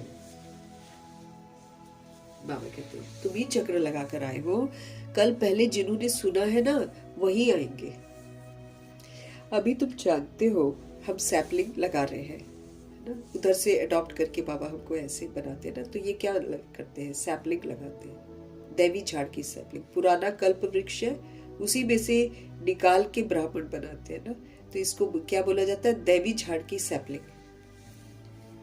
जैसे कोई पौधा लगाना होता है ना, तो पुराने वाले पौधे में से ही थोड़ा सा काट के हम लगा सकते हैं, तो वो पौधा हो जाता है। जैसे गुलाब है ना, उसको थोड़ा सा काट के हम कहीं पर लगाते हैं तो फिर गुलाब का पौधा हो जाता है। तो बाबा भी ऐसे ही करते हैं, पुराना कल्प वृक्ष है उसी में से सोल्स को अडॉप्ट करते हैं और दैवी झाड़ की सैपलिंग लगाते हैं। वो लोग फिर दुनिया में उन झाड़ों की, वो जो पौधे होते हैं ना, उन झाड़ों का सैपलिंग लगाते हैं, बहुत लगाते रहते हैं। बाप आकर कंट्रास्ट बताते हैं, बाप दैवी फूलों का सैपलिंग लगाते हैं। बाबा तो ऐसी आत्माएं बनाते हैं, शूद्र से ब्राह्मण बनाकर फिर उनको शिक्षित करते हैं और फिर दैवी गुण धारण करवाते हैं। तो बाबा क्या बना देते हैं? दैवी फूलों का सैपलिंग लगाते हैं, जिससे आत्माएं जो है सत्यता और दिव्यता से अपना श्रृंगार करके देवी देवता बने। वे तो जंगल का सैपलिंग लगाते रहते हैं, है ना, जंगल का है, पेड़ पौधे में से टहनियां उखाड़ उखाड़ के फिर दूसरी जगह लगाते हैं। बाबा कहते हैं वो तो जंगल का सैपलिंग लगाते हैं, और बाबा तो सुंदर स्वर्ग का, फूलों का बगीचा बनाते हैं। तुम दिखाते भी हो कि कौरव क्या करत भय और पांडव क्या करत भय। अब पता चलता है कि पांडव कौन है। पांडव शिव बाबा के बच्चे हैं, वो बच्चे जो बाबा से प्रीत रखते हैं। तो प्रीत बुद्धि आत्माएं पांडव है ना, वो पांडव है, वो लड़ाई नहीं करते। अब उसमें तो दिखा दिया महाभारत में कि पांडव भी लड़ते हैं, लेकिन नहीं, प्रीत बुद्धि पांडव हिंसा नहीं करते किसी भी तरीके की। और कौरव, आज दुनिया सारी कौरव बन रखी है, और बाहर के देश में यादव है जो बॉम्ब्स वगैरह बना रहे हैं। साइंस घमंडी यादव होते हैं, कौरव यहाँ पर सिविल वॉर करते हैं, और पांडव बहुत कम बच्चे होते हैं, 5 ही दिखाते हैं ना। तो बाबा के आज्ञाकारी, वफादार, ईमानदार बच्चे जो है वो बहुत कम होते हैं। वो प्रीत रखते हैं भगवान से, तो वो पांडव कहलाते हैं। तो बाबा बताते हैं कि कौरव देखो क्या कर रहे हैं और पांडव क्या करते हैं। पांडव तो फिर प्रभु जी की रचना है, वो तो फिर श्रीमत पर चलते हैं, और श्रीमत पर चलकर अपने देह अभिमान को खत्म करते हैं। वो पहाड़ी में गल मरे, मतलब उन्होंने अपने देह अभिमान को खत्म किया। तो कौरव क्या करत भय, पांडव क्या करत भय, उनके क्या प्लान है और तुम्हारे क्या प्लान्स है। वो अपना प्लान बनाते हैं कि दुनिया बढ़े नहीं, फैमिली प्लानिंग करें, जो मनुष्य जास्ती न बढ़े उसके लिए मेहनत करते रहते हैं। बाप तो बहुत अच्छी बात सब बतलाते हैं, अनेक धर्म विनाश हो जाएंगे और एक ही देवी देवता धर्म की फैमिली स्थापन करते हैं। तो जो इसमें आ जाए, जो सत्यता दिव्यता धारण कर ले, वो देवता धर्म की फैमिली में आ जाएंगे। बाबा कहते हैं अनेक धर्म विनाश हो जाएंगे और एक ही देवी देवता धर्म की फैमिली स्थापन करते हैं। सतयुग में एक ही आदि सनातन देवी देवता धर्म की फैमिली थी। सतयुग में एक ही थी आदि सनातन देवी देवता धर्म की फैमिली, और इतनी फैमिलीज भी नहीं जितनी यहाँ पर है। भारत में कितनी फैमिली है, गुजराती फैमिली, महाराष्ट्रियन फैमिली है ना, ऐसे करके जगह जगह जैसा जगह वैसा परिवार अपना बनाते हैं और अपने आप को बांट भी देते हैं। हम गुजराती हैं, वो महाराष्ट्र है ना, वो बिहार के हैं, ऐसे ग्रुप्स आ गए हैं आजकल। बाबा के घर में भी ग्रुप्स हैं। वास्तव में भारतवासियों की एक ही फैमिली होनी चाहिए। बहुत फैमिलीज होंगी तो जरूर आपस में खिटखिट तो होगी, इसलिए मठ पर जो है वहां भी बन गए हैं, एक दूसरे के साथ खार खाते हैं, वो ये ग्रुप है, वो ये ग्रुप है, अपने वाले ग्रुप को आगे बढ़ाएंगे, दूसरे वाले ग्रुप को पीछे करेंगे। तो ये आम बात यहाँ भी हो गई है अब अंतिम समय में। तो बाबा कहते हैं वास्तव में भारतवासी, उनकी तो एक ही फैमिली होनी चाहिए ना। बहुत फैमिलीज होगी तो फिर तो बाबा कहते खिटखिट जरूर होगी आपस में, फिर सिविल वॉर हो जाती है। अभी क्या है, सिविल वॉर की तैयारी है पूरी की पूरी। कई बोलते भी है नरसंहार की तैयारी हो रही है ना। लोग एक दूसरे का गला काटेंगे, मारेंगे, सहन शक्ति नहीं होगी किसी के अंदर। अब सच में सहन शक्ति नहीं है आत्माओं के अंदर। तो फैमिली में भी सिविल वॉर हो जाती है ना। जैसे क्रिश्चियन की अपनी फैमिली है, उनों की भी आपस में लगती है। अब 3 ग्रुप उनके भी बन गए हैं, मुस्लिम के भी 3 ग्रुप बन गए हैं, सिखिज्म में भी ग्रुप बन गए हैं, फिर आपस में लड़ते हैं लोग। आपस में ही जो ग्रुप बनाते हैं उसी में लड़ना शुरू कर देते हैं। अब कैथोलिक अलग है, प्रोटेस्टेंट अलग है, कन्वर्टेड अलग है, तीनों का दिमाग मिलता नहीं है। ऐसे ही मुस्लिम है, शिया है, सुन्नी है, और भी कुछ कुछ ग्रुप सिंध बन गए हैं, सब अलग अलग है, एक दूसरे के ही आपस में दुश्मन है।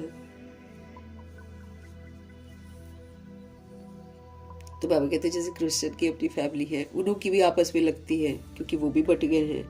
आपस में 2 भाई नहीं मिलते हैं ना, पानी भी बांटा जाता है, यहाँ पानी भी बांट लेते हैं। तेरा पानी है, मेरा पानी है, तुमने ऐसा किया, चलो जी पानी बंद करो, इनको पानी, वो प्यासे मरते हैं। ऐसे कर रही है आत्माएं, है ना। वतन से आके आत्माएं दे अभिमान में, देखो यहाँ पर जहाँ मेहमान है हम लोग, वहाँ की चीजों को अधिकार उस पर जमा कर अपने आप में बांट रही है। ये जमीन मेरी है, वो जमीन मेरी है। उसके लिए फिर कितनों को कुचलते हैं, कितनों को घर से बेघर करते हैं, उसको कोई दिमाग नहीं काम करता। रावण और कंस का। बाबा कहते आपस में 2 भाई नहीं मिलते हैं, पानी भी बांटा जाता है। सिख धर्म वाले समझेंगे हम अपने सिख धर्म वालों को जास्ती सुख दें, रग जाती है तो माथा मारते रहते हैं।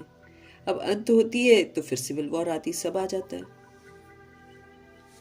अपनी अपनी कौम को हर कोई चाहता है कि हम अपनी कौम को वो करें, लेकिन ये जो कौमें हैं इनमें भी बड़े ग्रुप्स आ गए हैं। अकाली दल, दिस दल, दैट दल, इसमें भी आगे भिंडरा वाला अलग, फिर मार पिटाई, ग्रुप्स बने हुए हैं एकदम भयंकर। 84 रॉइट्स वाले अलग अपना ग्रुप बनाकर बैठे हैं, वो तो करेंगे ही हिंसा। 84 रॉइट्स वाले सब ने अपने पास सारे हथियार रखे हुए हैं, और ये जाकर काटेंगे उन्हीं को जिन्होंने उनको काटा होगा। छोटे छोटे बच्चे गुस्से में रहते हैं, वो लोग जिनके साथ हुआ होगा, है ना, उन्होंने जन्म ले लिया है, तभी तो छोटे छोटे बच्चे हैं, और तभी इतने हिंसात्मक है, बहुत हिंसात्मक है। बड़ों से भी ऐसे बात करते हैं, पहचानते नहीं हो क्या मुझे, ऐसे बात करते हैं छोटे छोटे लड़के, क्योंकि ड्रामा ही ऐसा है। अभी जिसने जिसको मारा होगा वो उसको मार के ही दम लेगा। हाँ। फिर फ्री होगी आत्मा, फिर जाएगी वापस घर। यहाँ का खेल, यहाँ का मनमुटाव, यहाँ की दुश्मनी लोग यहाँ पर खत्म करके जाएंगे।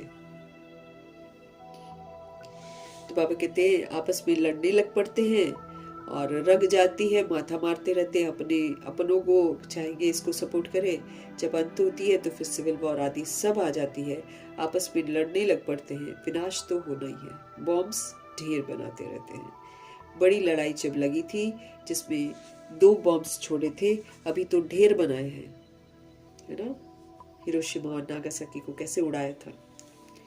तो अभी भी बाबा कहते अब तो बहुत बनानी है, समझ की बात है ना। तुमको समझाना है ये लड़ाई वही महाभारत की है, ये होनी ही है। बड़े बड़े लोग जो भी है ना, कहते हैं अगर इस लड़ाई को बंद नहीं किया तो सारी दुनिया को आग लग जाएगी। जानते भी हैं वो लोग, इस लड़ाई से सब जल जाएंगे, सब मर जाएंगे। कईयों को ख्याल आता है, लेकिन फिर क्या करेंगे। अगर इस लड़ाई को बंद नहीं किया तो सारी दुनिया को आग लग जाएगी।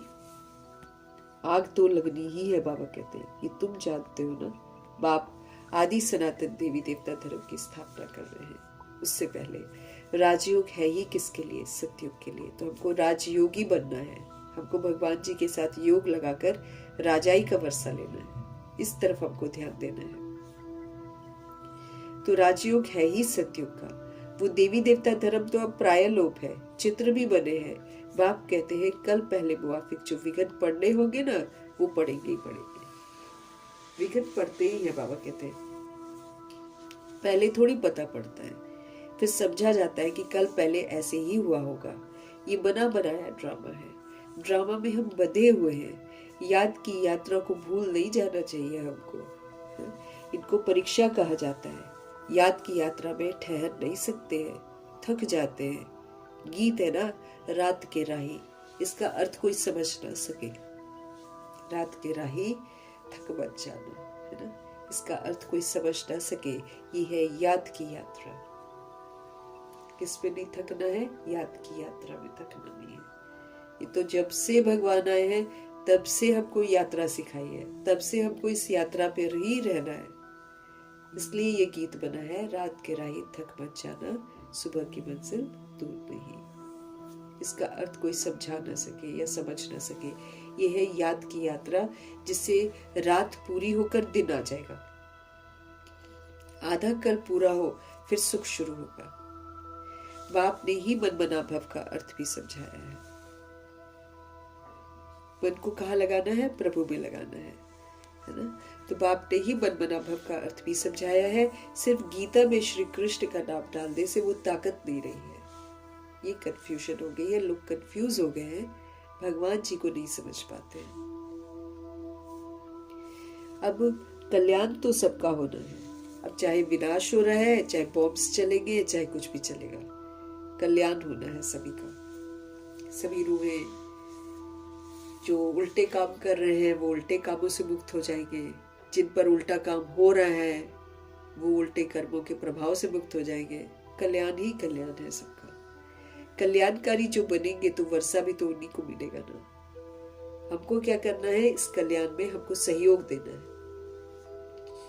श्रीमत पर चलेंगे तो हम कल्याण करेंगे। भारत खास और दुनिया आम, सबका श्रीमत पर हम सब कल्याण कर रहे हैं। जितना हम श्रीमत पर चलते जा रहे हैं ना, हमको समझना है कि हम विश्व कल्याण के कार्य में सहयोगी बन रहे हैं। तो कल्याणकारी जो बनेंगे श्रीमत पर चलकर, वर्षा उनको ही मिलेगा। जो नहीं बनेगा उनको नहीं मिलेगा ना। हम बाप समान विश्व कल्याणकारी, शुभ भावना, शुभकामनाधारी बनेंगे, है ना, और परोपकारी बनेंगे। सारा होमवर्क है सीजन की पहली मुरली में, सारा ये होमवर्क है। और फिर बाबा कहते चेक करो। ब्राह्मणों को भी सहयोग देना है, अपने पर भी रहम करना है, ब्राह्मणों पर भी रहम करना, बाकी की दुनिया पर भी रहम करना। किसी की बात को अंदर एब्सॉर्ब नहीं करना है, परवश समझकर उस पर रहम करके उसको अच्छाई का, उसको 7 गुणों का, उसको दैवी गुणों का सहयोग देना है, उसको 8 शक्तियों का सहयोग देना है। बाबा कहते उसके लिए मरना पड़े, झुकना पड़े, सहन करना पड़े, लेकिन करके दिखाओ, नवीनता लाओ। ये अपने को होमवर्क मिला हुआ है। तो विश्व कल्याणकारी जब तक हम बनेंगे नहीं, हमको वर्षा मिलेगा नहीं। याद की यात्रा के सिवाय तो हम कल्याण कर ही नहीं सकते, ना अपना न दूसरों का। क्योंकि याद की यात्रा में रहने से ही हम राइटियस रहेंगे, और याद की यात्रा में रहने से ही हम राइटियस कर्म करेंगे। अभी तुमको समझाया जाता है। वो तो बेहद का बाप है, शिव बाबा सभी आत्माओं का बाप है। बाप से वर्षा मिला था। भारतवासियों ने ही 84 जन्म लिए हैं। पुनर्जन्म का भी हिसाब है यहाँ पर। कोई समझते नहीं है कि 84 जन्म कौन लेते हैं। अपने ही श्लोक आदि बताकर बनाकर सुनाते रहते हैं। गीता वही, टीकाएं अनेक लिख देते हैं। आजकल कितनों की गीता हो गई है ना, उसने गीता लिखी, उसने गीता, अलग अलग गीताएं लिखी हुई हैं अब तो सबने। तो बाबा कहते हैं अपने अपने लिख देते हैं। गीता से तो भागवत बड़ा कर दिया है। भागवत भी लिखी है, वो गीता से भी बड़ी कर दी है। गीता में है ज्ञान, मन मना भव मध्याजी भव, और दे सहित के सभी धर्मों को भूल। मामी कब याद करो। और भागवत में है जीवन कहानी, ये लंबी चौड़ी कर दी है। वास्तव में बड़ी गीता होनी चाहिए। ज्ञान का सागर तो बाबा है ना, तो उनका ज्ञान तो चलता ही रहता है। ये गीता तो आधा घंटे में पढ़ लेते हैं। अभी तुम ये ज्ञान तो सुनते ही आते हो। दिन प्रतिदिन तुम्हारे पास अनेक लोग आते रहेंगे, धीरे धीरे आएंगे। अभी ही अगर बड़े बड़े राजाएं आ जाए फिर तो देरी न लगे, झट आवाज निकल जाए। इसलिए युक्ति से धीरे धीरे चलता रहता है। ये है ही गुप्त ज्ञान। दादियों के समय में कितना गुप्त था, फिर धीरे धीरे धीरे धीरे। अभी भी किसी को ये नहीं पता है कि भगवान जी पढ़ाते हैं, ये अभी तक सामने नहीं आया है। ब्रह्मा कुमारी करते हैं, ये आया है।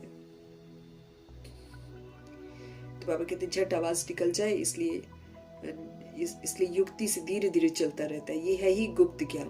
किसको पता नहीं है कि ये क्या कर रहे हैं। रावण के साथ तुम्हारी युद्ध कैसे है ये तो तुम ही जानो ना, और कोई जान नहीं सकता। अब हमारी रावण के साथ युद्ध है। हम निराकार राम के बच्चे हैं, है ना। हम रावण से युद्ध करते हैं, लेकिन कैसे हम करते किसी को पता ही नहीं है। रावण है कौन मालूम ही नहीं है। हम विकारों को यूज नहीं करके रावण से युद्ध करते हैं। देह अभिमान को यूज नहीं करके रावण से युद्ध करते हैं। ऐसे हमको युद्ध करके देही अभिमानी बनना है।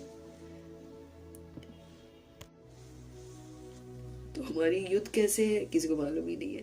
ये तो तुम ही जानो ना, और कोई जान ना सके। भगवान आज तुम सतो प्रधान बनने के लिए मुझे याद करो तो तुम्हारे पाप नाश हो जाए। बाबा कहते हैं सतो प्रधान बनने के लिए तुम मुझे याद करो तो तुम्हारे जो पाप तुमने कर रखे हैं वो नाश हो जाए, और फिर नया कोई पाप और नहीं होगा। पवित्र बनो तब तो साथ ले जाऊं, है ना। सेफ कैसे हैं हम, अगर बाबा के साथ उड़ जाएंगे तो। लेकिन बाबा कहते तुम फिर लायक भी तो बनो, बराबर के भी तो बनो। बाबा कहते पवित्र बनो तब तो मैं तुम्हें साथ लेकर जाऊं। जीवन मुक्ति सबको मिलनी है। रावण राज्य से मुक्ति हो जाएगी तो जीवन मुक्ति कहलाएगी ना। तुम लिखते भी हो हम शिव शक्ति ब्रह्मा कुमार ब्रह्मा कुमारियां श्रेष्ठाचारी दुनिया स्थापन करेंगे। तुम लिखते हो तो बाबा कहते जो तुम लिखते हो वो तुम करो भी, है ना। बाबा कहते अपना शिव शक्ति स्वरूप प्रत्यक्ष करो, क्योंकि जब तुम प्रत्यक्ष करोगे तभी भगवान प्रत्यक्ष होंगे। तो तुम लिखते भी हो कि हम शिव शक्ति ब्रह्मा कुमार ब्रह्मा कुमारियां श्रेष्ठाचारी दुनिया स्थापन करेंगे। परमपिता परमात्मा की श्रीमत पर 5000 वर्ष पहले मुआफिक 5000 वर्ष पहले श्रेष्ठाचारी दुनिया थी। ये बुद्धि में हमको बिठाना चाहिए। मुख्य मुख्य पॉइंट्स बुद्धि में धारण होंगी तब जाकर हम याद की यात्रा में रहेंगे। पत्थर बुद्धि है ना, पत्थर बुद्धि बन जाते हैं। कोई समझते हैं अभी टाइम पड़ा है, पीछे पुरुषार्थ कर लेंगे। ऐसी सोल्स भी हैं ये समझती है कि अभी भी टाइम है, अभी इधर का पहले कर लेते हैं, बाद में कर लेंगे, एंड में हो जाएगा। भगवान जी को भी दिलासे देती है। तो बाबा कहते हैं ऐसे पत्थर बुद्धि बन जाते हैं कि समझ में नहीं आता आत्मा को। कोई समझते हैं अभी टाइम पड़ा है, पीछे पुरुषार्थ कर लेंगे, परंतु मौत का नियम थोड़ी है। कल मर जाए तो, कल करते तो मर जाएंगे। पुरुषार्थ तो किया ही नहीं, इसलिए ऐसे कभी मत समझो कि बहुत वश पड़े। ये भी तो बात है ना, हर घड़ी अंतिम घड़ी है। हम कब मर जाएंगे, कब बॉडी हमारी छूट जाएगी, हमको पता थोड़ी है। तो बाबा कहते कुछ बच्चे फिर ये सोचकर बैठे हैं कि अभी तो बहुत टाइम है, हम बाद में कर लेंगे।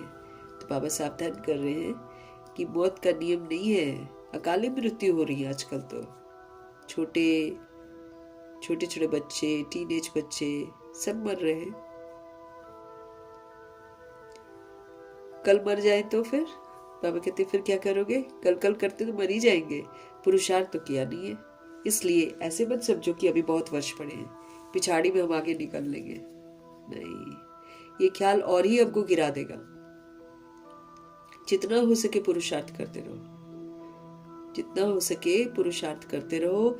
श्रीमत पर हर एक को अपना कल्याण करना ही है। जब हम श्रीमत पर चलते हैं तभी हम अपना कल्याण कर पाते हैं। तो आप कहते हैं श्रीमत पर हर एक को अपना कल्याण करना ही है। अपनी जांच करनी है, कितना हम बाप को याद करते हैं, अपने को करेक्ट करना है ना। बाबा कहते हैं अपनी जांच करनी है, कितना हम बाबा को याद करते हैं और कितना हम बाबा की सर्विस करते हैं। शुभ भावना शुभकामनाधारी कितना बनते हैं, कितना परोपकारी हम बनते हैं। कितना हम दैवी गुण धारण करते हैं, कितना हम जीरो बनकर हीरो पार्ट बजा रहे हैं। ये है ना सेवा, ये है ईश्वरीय सेवा, स्व परिवर्तन। तो हमको चेक करना है हम कितना अपने शिव बाबा को याद करते हैं, कितना बाप की सर्विस करते हैं। रूहानी खुदाई खिदमतगार हैं हम सब।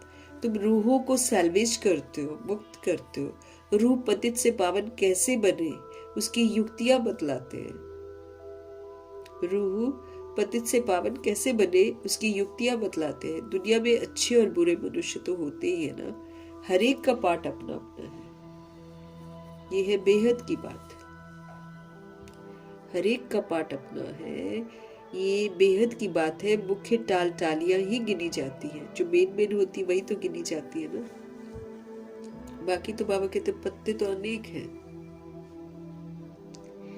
बाप समझाते रहते बच्चे मेहनत करो, मेहनत करो, सबको बाप का परिचय दो, तो बाप से बुद्धि योग सबका जुट जाए। ये पुण्य का काम करना है। बाप सब बच्चों को कहते हैं पवित्र बनो तो मुक्ति धाम में चले जाएंगे, कष्ट नहीं होगा। पवित्र बनो, पवित्र बने बिना हम नहीं जा सकते हैं मुक्ति धाम। तो बाबा सभी बच्चों को कहते हैं पवित्र बनो तो मुक्ति धाम में चले जाएंगे। दुनिया को थोड़ी पता है कि महाभारत लड़ाई से क्या होगा। किसी को बोलो भी तो किसी को यकीन नहीं आता है। तो दुनिया को थोड़ी पता है कि महाभारत लड़ाई से क्या होगा। ये ज्ञान यज्ञ रचा गया है, क्योंकि नई दुनिया चाहिए ना। ये ज्ञान का यज्ञ है, इसमें समझ से सब कुछ स्वाहा करना है। ये वो आग वाला यज्ञ नहीं है, ये समझ का यज्ञ है। इसमें हमको ज्ञान मिलता है, समझ मिलती है। समझ से हम अपने आप को परिवर्तन करते हैं। समझ से हम बुराइयों को यूज नहीं करते हैं। तो हम फिर बुराई का क्या करते हैं, स्वाहा कर देते हैं। विकारों को स्वाहा कर देते हैं, देह अभिमान को स्वाहा कर देते हैं, मतलब खत्म कर देते हैं। ये ज्ञान का यज्ञ है, ये अग्नि का यज्ञ नहीं है। यहाँ पर योग अग्नि है, स्थूल अग्नि नहीं है। क्योंकि नई दुनिया चाहिए ना, इसलिए भगवान समझदार बनाते हैं। समझदार बनकर हम स्व परिवर्तन करके विश्व परिवर्तन का कार्य करते हैं। तो ये बाबा ने ज्ञान का यज्ञ रचा है, क्योंकि नई दुनिया चाहिए ना। तो हमारा यज्ञ पूरा होगा तो सब इस यज्ञ में स्वाहा हो जाएंगे। जब हम पूरा कर लेंगे ना, सब पूर्ण बन जाएंगे, संपन्न बन जाएंगे, फिर बाबा कहते सारे लोग इसमें स्वाहा हो जाएंगे। सबकी देह, सबका देह अभिमान का विस्तार सारा स्वाहा हो जाएगा।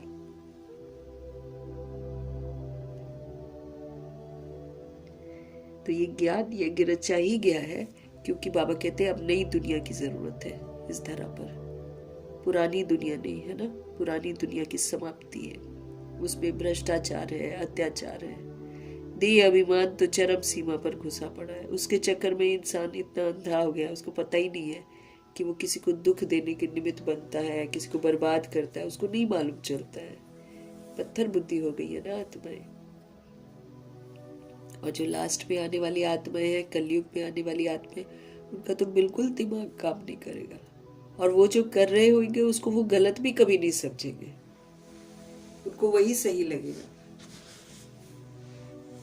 है ना। जैसे बजट बना ना, तो फिर वो जो है बजट बनाने वाली वो क्या बोल रही थी, कह रही कोई नहीं गरीब है यहाँ पे।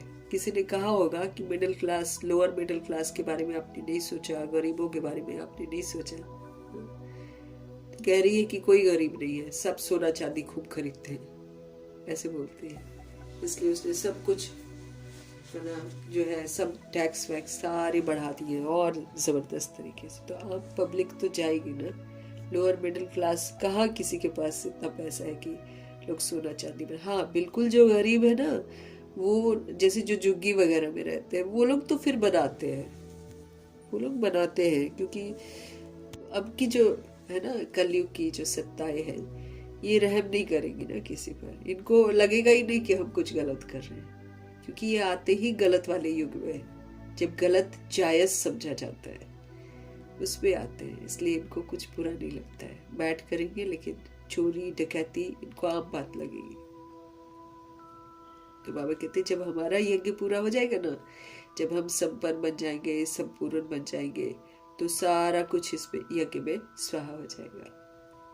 अच्छा, मीठे मीठे सिकीलिदे बच्चों प्रति माता पिता बाप दादा का याद प्यार और गुड मॉर्निंग। रूहानी बाप की रूहानी बच्चों को नमस्ते। हम रूहानी बच्चों की भी रूहानी बाप को दिल से, जान से, सिक से, प्रेम से, अदब से, पूरे रिस्पेक्ट से, पूरे रिगार्ड से, पूरी मोहब्बत से स्नेह भरी नमस्ते और तहे दिल से मीठे परमात्मा जी का धन्यवाद करेंगे। धन्यवाद करते हुए धारणा के लिए मुख्य सार है, ये बना बनाया ड्रामा है। हम बना लेते हैं इसलिए ये बना हुआ है, लेकिन फिर हम इसको दोबारा रिपीट करते हैं तो पिछला याद नहीं रहता है, इसीलिए बना भी रहे हैं है ना। ये बना बनाया ड्रामा, इसलिए विघ्नों से हमको घबराना नहीं है। कल पहले भी आए थे विघ्न, पार कर लिया था, ऐसा सोचना है। इसलिए विघ्नों से घबराना नहीं है। विघ्नों में याद की यात्रा को भूल नहीं जाना है। ये गलती करती है आत्माएं, विघ्न में ही खो जाती है। लेकिन बाबा क्या बोल रहे हैं, विघ्नों में याद की यात्रा को नहीं भूलना है। याद करते रहो, उसी से तो विघ्न पार करने। विघ्न जीत कैसे बनेंगे? याद में रहकर अचल, अडोल, स्थिर, शांत, खुश, संतुष्ट ऐसे रहेंगे। विघ्न आया चला जाएगा, लेकिन थोड़ी देर परीक्षा लेगा। हलचल में आ गए तो फेल, अगर हमने क्वेश्चन करेक्शन कर दिया फेल, असंतुष्ट हुए फेल, बातों को अंदर ले गए फेल, फीलिंग में आ गया फेल। लेकिन जब हम शांत रहेंगे, स्थिर रहेंगे, अचल रहेंगे, अडोल रहेंगे, खुश रहेंगे, संतुष्ट रहेंगे, तो हमने हलचल को पार कर लिया। इस विधि से पार करना।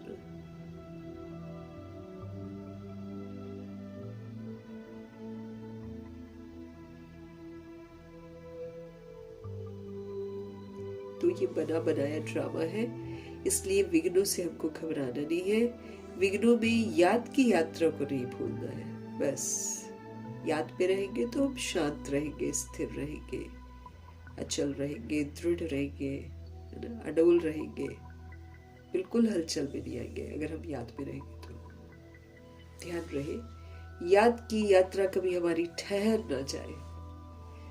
ठहरती कब है? जब कुछ भी होता है और हम उस पे चले जाते हैं,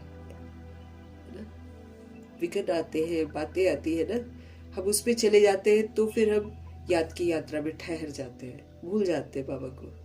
बाबा को भूलना नहीं, बाबा कहते हैं याद की यात्रा में कभी ठहर न जाए, हमेशा बाबा याद रहे।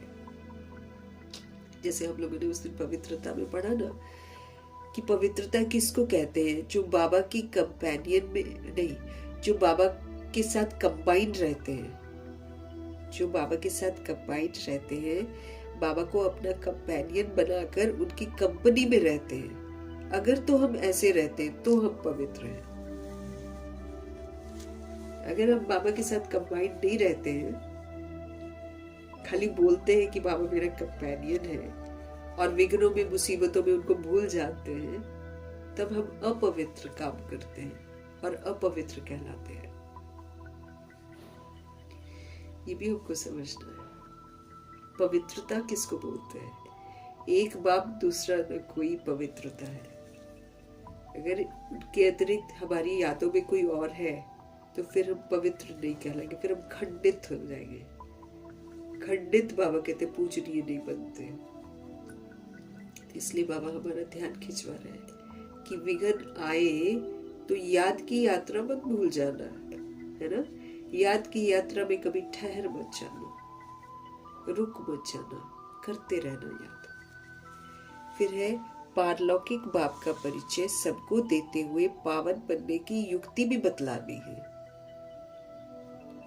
पारलौकिक बाप का परिचय देना है कि देखो एक शरीर का बाप है ना।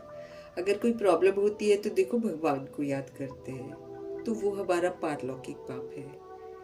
हम आत्माएं हैं, आत्मा का पिता वो है। आत्मा मरती नहीं है, परमात्मा भी अविनाशी है। बॉडी मरती है, बॉडी का पिता भी विनाशी है।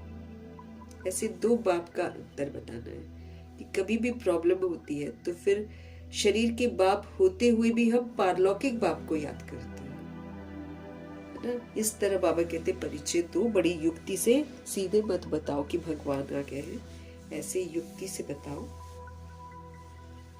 और फिर पावन बनने की युक्ति बताओ कि अब हम अगर उनको याद करेंगे ना, हम सब पतित बन गए हैं, बैंड बन गए हैं, अब हम उनको याद करेंगे ना तो फिर हम पावन बन जाएंगे। ये वाला जो मैसेज है बाबा का, ये सबको देना है। पावन बनने की युक्ति बतलानी है कि अपने को आत्मा समझकर परमात्मा को याद करो। दैवी झाड़ का सैपलिंग लगाना है ना। हमको दैवी गुण धारण करने हैं, दैवी गुणों का व्यवहार करना है, फिर दूसरी सोल भी, उसमें भी दिव्यता आ जाएगी, सत्यता आ जाएगी। तो इस विधि से हम क्या करेंगे, भगवान को उसको बना देंगे। तो क्या कर रहे हैं फिर हम, दैवी झाड़ का सैपलिंग लगा रहे हैं। इस विधि से हमको सैपलिंग लगाना है।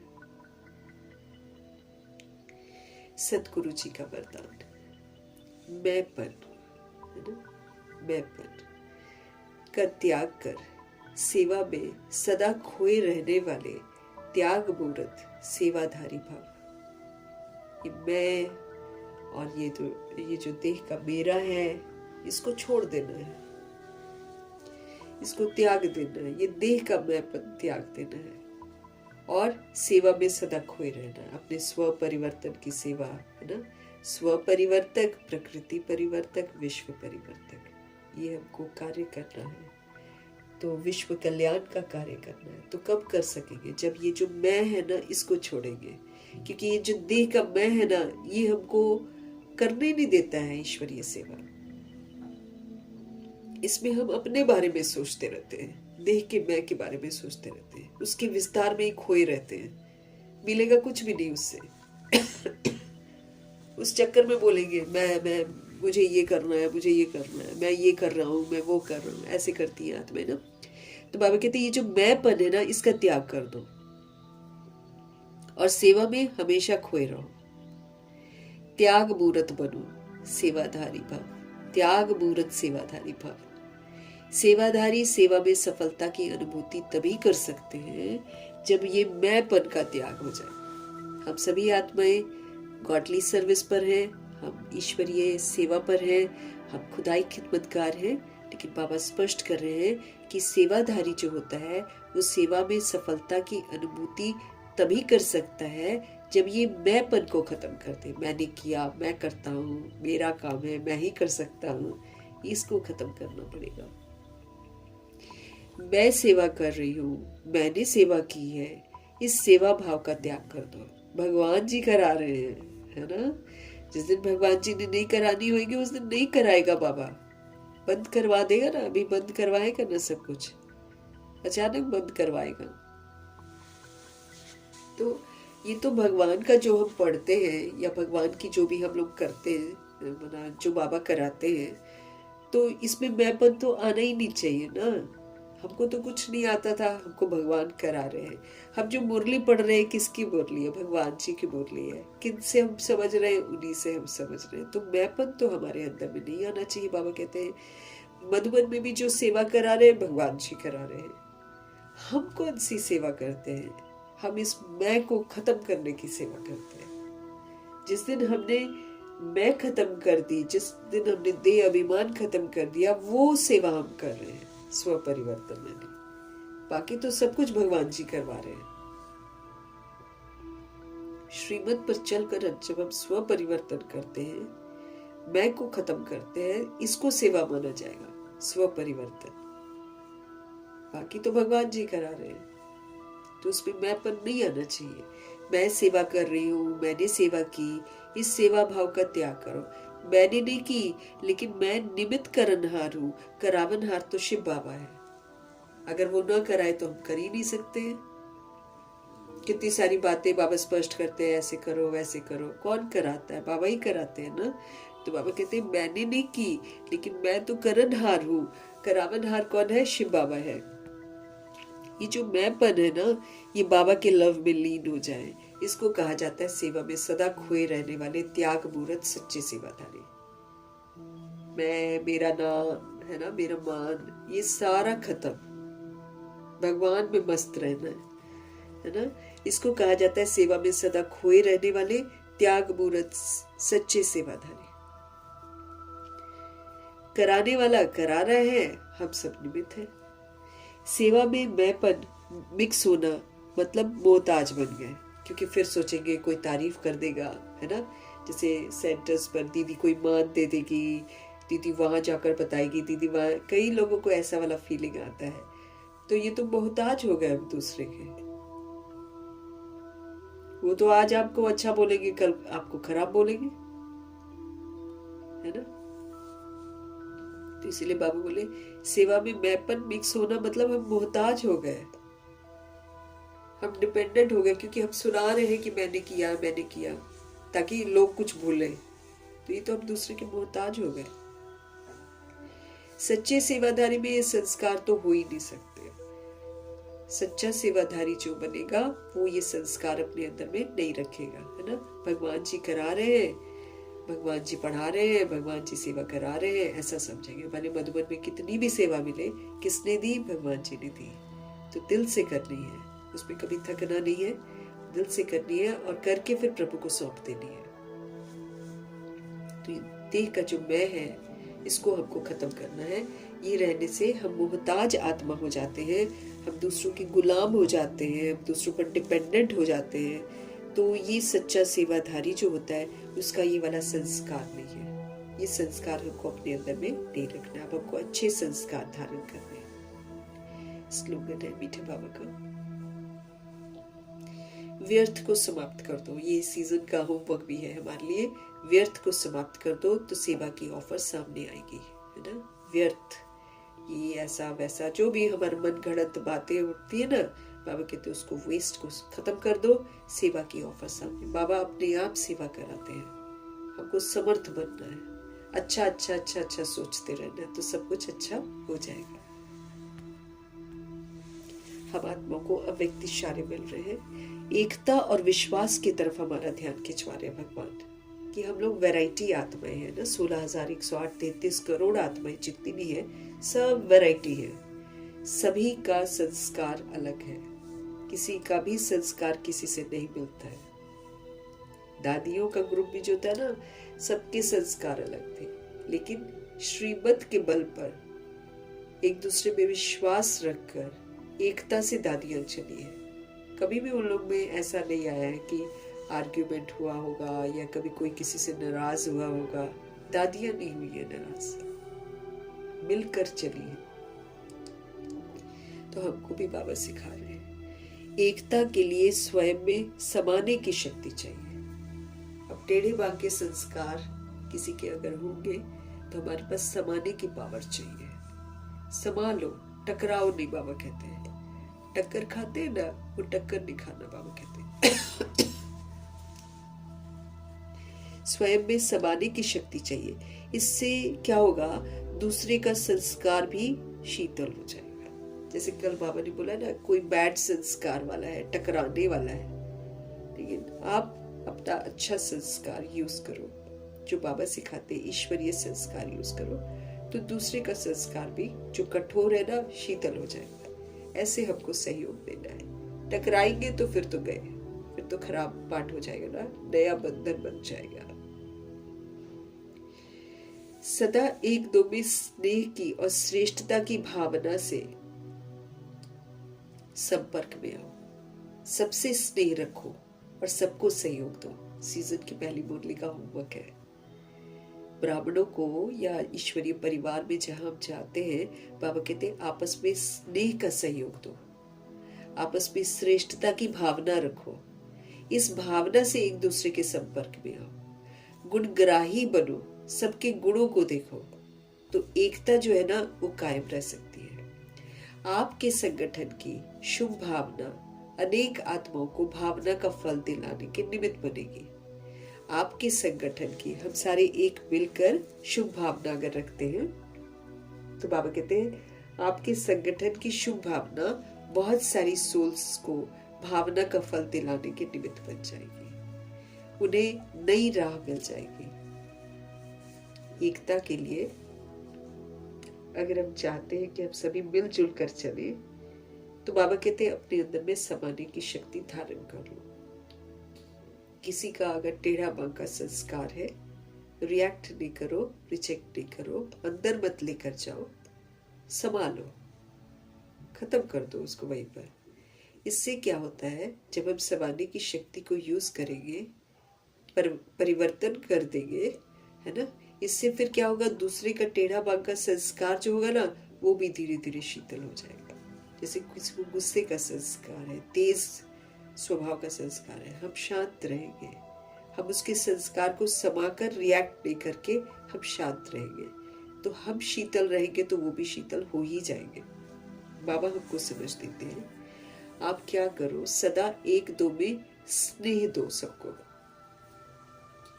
है ना, सदा एक दो में स्नेह की, श्रेष्ठता की भावना रखो। तो स्नेह और श्रेष्ठता की भावना से एक दूसरे के संपर्क में आओ, कांटेक्ट में आओ, गुणग्राही बनो, सब में गुणों को देखो, तो एकता जो है ना फिर कायम रह सकती है। आपका जो संगठन है ना, ग्रुप जो है, आपके संगठन की जो शुभ भावनाएं हैं, वो बहुत सारी सोल्स को भावना का फल दिलाने के निमित्त बन जाएगी। अगर हम ही टकराते रहेंगे तो फिर बाहर भी वाइब्रेशंस वैसा ही जाएगा। लेकिन जब हम मिलकर शुभ भावना रखेंगे तो बहुत सारी सोल्स तक हमारी ये शुभ भावना का फल पहुंचेगा और आत्माएं भी फिर वैसी ही बन जाएंगी, अच्छी बन जाएंगी, उन्हें नई राह मिलेगी। संगठन में रहकर हमको सेवा करनी है तो फिर दूसरों को भी नई राह मिलेगी। तो अपना जो भी हम कांटेक्ट में आते हैं, बाबा कहते हैं सबको स्नेह के साथ और श्रेष्ठ भावना के साथ एक दूसरे के साथ मिलो। अगर किसी का संस्कार बैड है, आप संभालो, आप समा के अपना जो ईश्वरीय संस्कार है उसी को यूज करो। जब हम ईश्वरीय संस्कार का सहयोग उसको देंगे तो उसका जो कड़ा संस्कार है वो भी शीतल हो जाएगा, फिर यहाँ डिस्टर्बेंस भी नहीं होगी। और बाबा कहते हैं फिर एक तो में स्नेह की जो भावनाएं हैं, श्रेष्ठता की जो भावनाएं हैं, अगर हम इससे सभी के संपर्क में आएंगे तो हम अच्छाइयां ही ग्रहण करेंगे और फिर एकता कायम रह सकती। सबकी अच्छाई देखेंगे तो फिर सब मिलजुल कर रहेंगे, बुराई देखेंगे तो वो आपकी 10 बुराई देखेगी, ऐसे होता है ना। तो एकता कायम रह सकती है। बाबा कहते फिर आपका जो संगठन है, जो स्नेह और सहयोग वाला है, फिर जो शुभ भावना होगी ना, वो फिर बहुत सारी सोल्स को भावना का फल दिलाने के निमित्त बनेगी। उन्हें फिर क्या मिलेगा, नई राह मिलेगी कि मतलब इस तरीके से हमको सबके साथ व्यवहार करना चाहिए, मिलजुल कर रहना चाहिए। हमारी फिर अच्छी वाली भावना की जो फीलिंग्स है वो चारों तरफ फैलेगी। तो इस विधि से हमको आत्माओं के साथ व्यवहार में आना है और आत्माओं के साथ आगे बढ़ना है, और फिर जो अच्छाई वाले वाइब्स है वो फिर चारों तरफ फैलेंगे।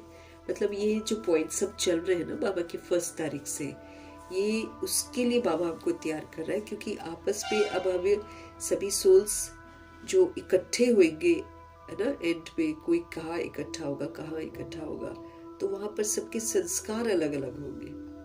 तो ऐसे में कैसे वहां पर हम सशक्त रहेंगे, कौन सी पावर मेरे को यूज करनी पड़ेगी, उसकी समझ बाबा हम लोग को दे रहे हैं। कैसे हमको समाना पड़ेगा, बड़ा दिल रखना पड़ेगा, किसी को परवश समझकर स्नेह और सहयोग उसको देना पड़ेगा, तब जाकर स्नेही सहयोगी बनकर फिर हम स्नेह और सहयोग के वाइब्रेशंस चारों तरफ फैलाएंगे। फिर लोगों को नई राह जो है ना मिलेगी, कि नई विधियां जीने की मिलेगी। मीठे परमात्मा जी का धन्यवाद करेंगे, ब्रह्मा माँ का धन्यवाद, जगदम्बा माँ का धन्यवाद, गुलजार दादी जी का धन्यवाद, अष्टरत्नों का धन्यवाद, नवग्रहों का धन्यवाद, एडवांस पार्टी की सारी सोल्स का धन्यवाद, बची हुई जितनी भी आत्माएं हैं सबका धन्यवाद, 5 तत्वों का धन्यवाद, ड्रामा का धन्यवाद, प्रकृति का धन्यवाद, माया का धन्यवाद, यमदूत का धन्यवाद, करोड़ों की जो आबादी है उनका धन्यवाद, और साधनों का धन्यवाद, साधन बनाने वालों का धन्यवाद, साथ में रहने वाली सोल्स का धन्यवाद, सहयोगी आत्माओं का धन्यवाद, अविनाशी खजानों का धन्यवाद, समय का धन्यवाद,